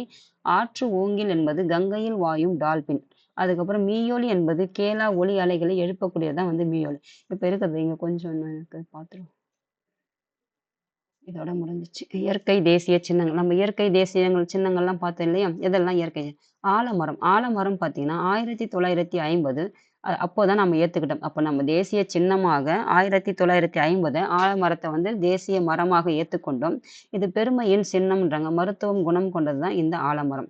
மயில் பாருங்க 1963ல தேசிய பறவையாக ஏற்றுக்கொண்டோம். இந்தியாவை தாயகமாக கொண்டது தான் வந்து மயில். அப்போ இந்தியாவிட தாயகமாக இந்தியாவிலேயே பிறந்து உருவானது தான் இந்த மயில். அப்போ தாயகமாக கொண்டதுன்னு சொல்றாங்க மயில். தொகையை கொண்ட பறவை தான் வந்து மயில். அதுக்கப்புறம் கங்கை ஆறு. கங்கை ஆறு 2008ஆம் ஆண்டு நம்முடைய தேசிய ஆறாக ஏற்றுக்கொண்டோம். அப்போ வற்றாத ஆறு தான் வந்துட்டு இந்த கங்கை ஆறு. வரலாற்று புகைமிக்க தலைநகரங்கள் வந்து இவ்வாற்றங்கரையில் தோன்றி. அப்போ வரலாற்றுல புகைமிக்க பல தலைநகரங்கள் இருக்கும். அந்த பல தலைநகரங்கள்லாம் வந்து இந்த ஆற்றினுடைய கரையில் வந்து தோன்றி செழித்தோங்கிறதுனால அதற்குண்டான சிறப்புனால இதை வந்துட்டு நம்முடைய தேசிய ஆறாக அறிவிச்சிருக்கோம் 2008ல இருந்து. ஆற்று ஓங்கில் பார்த்தீங்கன்னா 2010ல வந்துட்டு பார்த்தீங்கன்னா இதை வந்துட்டு தேசிய விலங்காக ஏத்துக்கிட்டோம். தான் வாழும் ஆற்றின் சூழல் அமைவின் நிலையை உணர்த்தும் விதமாக தாம் வாழும் ஆற்றின் சூழல் அமைவின் நிலையை உணர்த்தும் விதமாக செயல்படுகிறது இந்த ஆற்று ஓங்கில். அருகி வரும் உயிரினங்களில் ஒன்றாக, அதாவது வந்துட்டு இது காணாமல் போகக்கூடிய அருகி வரும் உயிரினமாக இருக்கிறதுனால இதை பாதுகாக்க கொண்டு இதை வந்துட்டு நாம கொண்டாடுறோம்னு சொல்லிடுறோம். ராஜநாகம் என்பதுனா ஹோபி பாக்கஸ் ஹானா என்பது இதனுடைய அறிவியல் பெயரு. ஹோபி பாக்கஸ் ஹானா என்பது இது உலகின் விஷத்தன்மை கொண்ட மிக நீளமான பாம்பு. அப்போ விஷத்தன்மையிலேயே மிக நீளமானது இது ராஜநாகன் பார்த்தோம். இது வந்து உலகிலேயே மிக நீளமானது. இது இந்தியாவின் மலைக்காடுகள் மற்றும் சமவெளியில் வாழுகிறதுன்னு சொல்றாங்க. அதுக்கப்புறம் பாருங்க தாமரை. தாமரை எப்போ வந்துட்டு 1950 நாம தேசிய சின்னமாக ஏற்றுக்கொண்டோம். சேற்று நீரில் வளரும் அழகான மலர் ஆகும். புலி வந்துட்டு 1973ல இது பூனை இனம், பூனை குடும்பத்தை சேர்ந்தது தான் வந்து மிகப்பெரியது. அப்போ பூனை வகை என்ற குடும்பத்துல மிகப்பெரியது தான் வந்துட்டு இந்த புலி. உலகின் மொத்த புலிகள் எண்ணிக்கையில் இந்தியா வந்துட்டு 70% பண்ணும். அப்போ 100% புலிகள் இருக்குதுன்னா உலகம் முழுவதும், அப்போ இந்தியாவில் மட்டும் பார்த்தீங்கன்னா 70% புலிகள் வந்து இந்தியாவிலே இருக்குதுன்னு சொல்றாங்க. யானை பாருங்க 2010ஆம் ஆண்டு வந்துட்டு தேசிய சின்னமாக ஏற்றுக்கொண்டோம். ஆசியாவை எப்படி வந்துட்டு மயில் வந்து இந்தியாவை வந்துட்டு பூர்வீகமாக கொண்டதோ அதே மாதிரி யானை வந்துட்டு ஆசியாவை தாயகமாக கொண்டதுன்னு சொல்றாங்க. தான் வாழும் காட்டு பிரதேசங்களை பாதுகாப்பதில் வந்துட்டு முக்கிய காட்டு பிரதேசத்தை வந்து பாதுகாக்கிறது எதுன்னு பார்த்தீங்கன்னா யானைன்னு சொல்றாங்க. இது 2010ஆம் ஆண்டு ஏற்றுக்கொண்டோம். லாக்டோபேசிலஸ் என்பது என்னன்னு பார்த்தீங்கன்னா லாக்டோபேசிலஸ் 2012ஆம் ஆண்டு இதை நாம ஏற்றுக்கொண்டோம். ஏன் அப்படி ஏற்றுக்கிட்டோன்னு பாருங்க. இது ஒரு தோழமை பாக்டீரியா. ஏன்னு பார்த்தீங்கன்னா இது லாக்டிக் மற்றும் பாக்டீரியாக்களின் குழுவில் முக்கிய பங்கு வகிக்கிறது. அதாவது பாலை தயிரா மாத்துதுன்னு பார்த்தோம் இல்லையா? அதனால வந்து இதையும் நாம ஏத்துக்கிட்டோம் அப்படின்றாங்க. நன்மை பயக்கிறதுனால. மாம்பழம் 1950 ஏன் இதை ஏத்துக்கிட்டோம்னா வைட்டமின் ஏ, சி, டி ஆகியவை அதிக அளவில் கொண்டது. பெரும்பாலும் சமவெளிகளில் விளைவிக்கப்படுகிறது. இதனுடைய பயனால இதையும் நம்மளுடைய விட்டமின் ஏ, சி, டி இதை அனைத்தும் அதிக அளவில் இருக்கிறதுனால இதையும் நாம பயன்பாட்டுக்கு ஏத்துக்கிட்டோம் தேசிய பழமாக அப்படின்றாங்க. இதெல்லாம் இயற்கை தேசிய சின்னங்கள் அரசால் ஏற்றுக்கொள்ளப்பட்ட ஆண்டுகள் இதெல்லாம். இது பாருங்க அது வந்து தேசியத்திற்கு, இது நம்ம தமிழ்நாட்டுக்கு மாநில இயற்கை சின்னங்கள், அதாவது இயற்கையாக அமைக்கப்பட்ட சின்னங்கள் இயற்கையா இருக்குதுதான். விலங்கு எதுன்னு பார்த்தீங்கன்னா வரையாடு, இது எங்க இருக்குன்னு பாருங்க. பறவை எதுன்னு பார்த்தீங்கன்னா மரகதப்புறா, இது எங்க இருக்குன்னு பாருங்க. மலர் எதுன்னு பார்த்தீங்கன்னா செங்காந்தல் மலர், இது எங்க இருக்குன்னு பாருங்க. மரம் என்னன்னு பார்த்தீங்கன்னா பனைமரம். இது எல்லாம் நம்ம தமிழ்நாட்டினுடைய மாநில இயற்கை சின்னங்கள். இந்த ஒரு பெட்டி செய்தி ஒன்று விட்டுட்டோம். ஓகே, உங்களுக்கு தெரியுமா இந்திய தேசிய கொடியை ஆந்திராவைச் சேர்ந்த பிங்காலி வெங்கையா என்பவர் வடிவமைத்தார். அதாவது நம்ம இந்திய தேசிய கொடி இருக்குது இல்லையா, இதை யார் வடிவமைச்சார்னு பார்த்தீங்கன்னா ஆந்திராவை சேர்ந்தவர். இவர் யாருன்னு பார்த்தீங்கன்னா பெயர் என்ன பார்த்தீங்கன்னா பிங்காலி வெங்கையா என்பவர் தான் முதல்ல வடிவமைத்தார். விடுதலை இந்தியாவின் முதல் தேசிய கொடி தமிழ்நாட்டில் உள்ள குடியாத்தத்தில் வேலூர் மாவட்டத்தில் நெய்யப்பட்டதான். அப்போ முதல் தேசிய கொடி வந்துட்டு 1947 நெய்யப்பட்டது எங்கன்னா ஆந்திராவை சேர்ந்தவர், அவர் நெய்தவர். ஆனா எங்க நெய்யப்பட்டதுன்னா வேலூர் மாவட்டம் குடியாத்தம் சொன்னாங்க. இக்கொடியை பண்டித ஜவஹர்லால் நேரு அவர்கள் 1947 ஆகஸ்ட் 15ஆம் நாள் செங்கோட்டையில் வந்துட்டு கொடியிடணும். இந்த செங்கோட்டை எங்க இருக்குதுன்னு உங்களுக்கு ஹோம் இருக்குமா? இக்கொடி தற்போது சென்னையில் உள்ள புனித ஜார்ஜ் கோட்டை அருங்காட்சியகத்தில் பொதுமக்களுடைய பார்வைக்காக வைக்கப்படும். அப்போ சென்னையில புனித ஜார்ஜ் கோட்டையினுடைய அருங்காட்சியகத்தில் தான் இந்த கொடி வந்து மக்களுக்காக பார்வைக்கு வைக்கப்பட்டுள்ளதுன்றாங்க. அதுக்கப்புறம் இந்த கொடி காத்த குமரன் வந்து பாருங்க. கொடி காத்த குமரன் திருப்பூர் குமரன் ஈரோடு மாவட்டத்தில் உள்ள சென்னிமலையில் பிறந்தார். அப்போ திருப்பூர் மாவட்டத்துல சென்னிமலை என்ற ஊர்ல திருப்பூர் குமரன் வந்து பிறந்தாரு. இளம் வயதிலிருந்தே இந்திய விடுதலை போராட்டத்தில் கலந்து கொண்டார். 1932 காந்தியடிகளை கைது செய்ததை கண்டித்து நாடெங்கிலும் போராட்டங்கள் நடைபெற்றன. அப்போ இவர் வந்து இளம் வயதிலேயே வந்து இந்திய விடுதலை போராட்டத்தில் கலந்து கொண்ட கொடிகாத்த குமரன் 1932ஆம் ஆண்டு காந்தியடிகள் கைது செய்யப்பட்டதுனால நாடெங்கிலும் வந்து இந்தியா முழுவதிலும் போராட்டங்கள் நடைபெற்றதுல இவரும் வந்து கலந்துகிட்டாரு. ஏன் வந்து அவரை வந்துட்டு கைது செஞ்சாங்கன்னு சொல்லிட்டு பாருங்க. அப்போ இந்திய விடுதலை செய்ய கோரி நடந்த போராட்டத்தில் திருப்பூர் குமரனும் கலந்து கொண்டார். காவல்துறையினரின் கடுமையான தாக்குதலுக்கு உட்பட்டு உயிர்த்துனர். அப்போ காவல்துறையினர் வந்துட்டு கடுமையான தாக்கல் வந்து நடத்திருப்பாங்க. எப்போ 1932 நடந்த போராட்டத்துல நாம் இந்தியா சுதந்திரம் அடைஞ்சது வந்து 1947. அது நம்ம நாட்டுல இருக்கிற இந்தியர்கள். ஆனா 32ல யார் நம்மளை வந்து அடக்கி வச்சிருந்தாங்கன்னு பார்த்தீங்கன்னா அடிமைகளாக பிரிட்டிஷ்காரங்க தான் அடக்கி வச்சிருப்பாங்க. அப்போ அந்த சம்பந்தப்பட்ட காவல்துறையினர் தான் அப்ப இருந்திருப்பாங்க. அதனால நம்ம இந்திய மக்களை என்ன செஞ்சிருப்பாங்கன்னா போராட்டங்கள்ல கடந்து கொண்டதுனால அந்த நாட்டு மக்களுடைய அதிகாரிகளான காவல்துறையினர் தாக்குதலுக்கு பட்டு உயிர் திறந்திருப்பாரு கொடி காத்த குமரன். போராட்ட களத்தில் உயிர் நீத்த போது மூவண்ண கொடியை கீழே விடவில்லை. இதனால் திருப்பூர் குமரன் கொடி காத்த குமரன் என்று அடைய. அப்போ உயிர் போகும்போது கூட அந்த கொடியினுடைய எவ்வளவு ஒரு முக்கியத்துவம் இருந்தா அவர் எந்த அளவுக்கு அந்த கொடியினுடைய பயன் தெரிஞ்சதுன்னா முக்கியத்துவம் இருந்தா அதை உயிர் போகும்போது கூட அந்த கொடியை விடாம பண்ணதுனால அவருக்கு கொடியை காத்த குமரன் என்று அழைக்கப்படுகிறார். அவரது தியாகத்தை நினைவு கூறும் வகையில் அவரது நூற்றாண்டில் இந்திய அரசு அவரது உருவம் பொறித்த அஞ்சல் தலை வெளியிட்டு சிறப்பித்தது. அவருக்கு சிறப்பு செய்யக்கூடியதுனால வகையில பார்த்தீங்கன்னா அவருடைய 100ஆம் ஆண்டு பிறந்த நாள்ல இந்திய அரசு பார்த்தீங்கன்னா அவரது உருவம் பொறித்த அஞ்சல் தலை வந்துட்டு வெளியிட்டிருக்காங்கன்னா இதுதான் வந்து கொடி காத்த குமரனுடைய அஞ்சல் தலை. எப்பன்னா அவருடைய 100ஆம் ஆண்டுல வந்துட்டு இந்திய அரசு வந்துட்டு கொடுத்துருக்காங்க, சிறப்பிச்சிருக்காங்க அவர் வந்துட்டு. அதுக்கப்புறம் இது வந்து பாருங்க.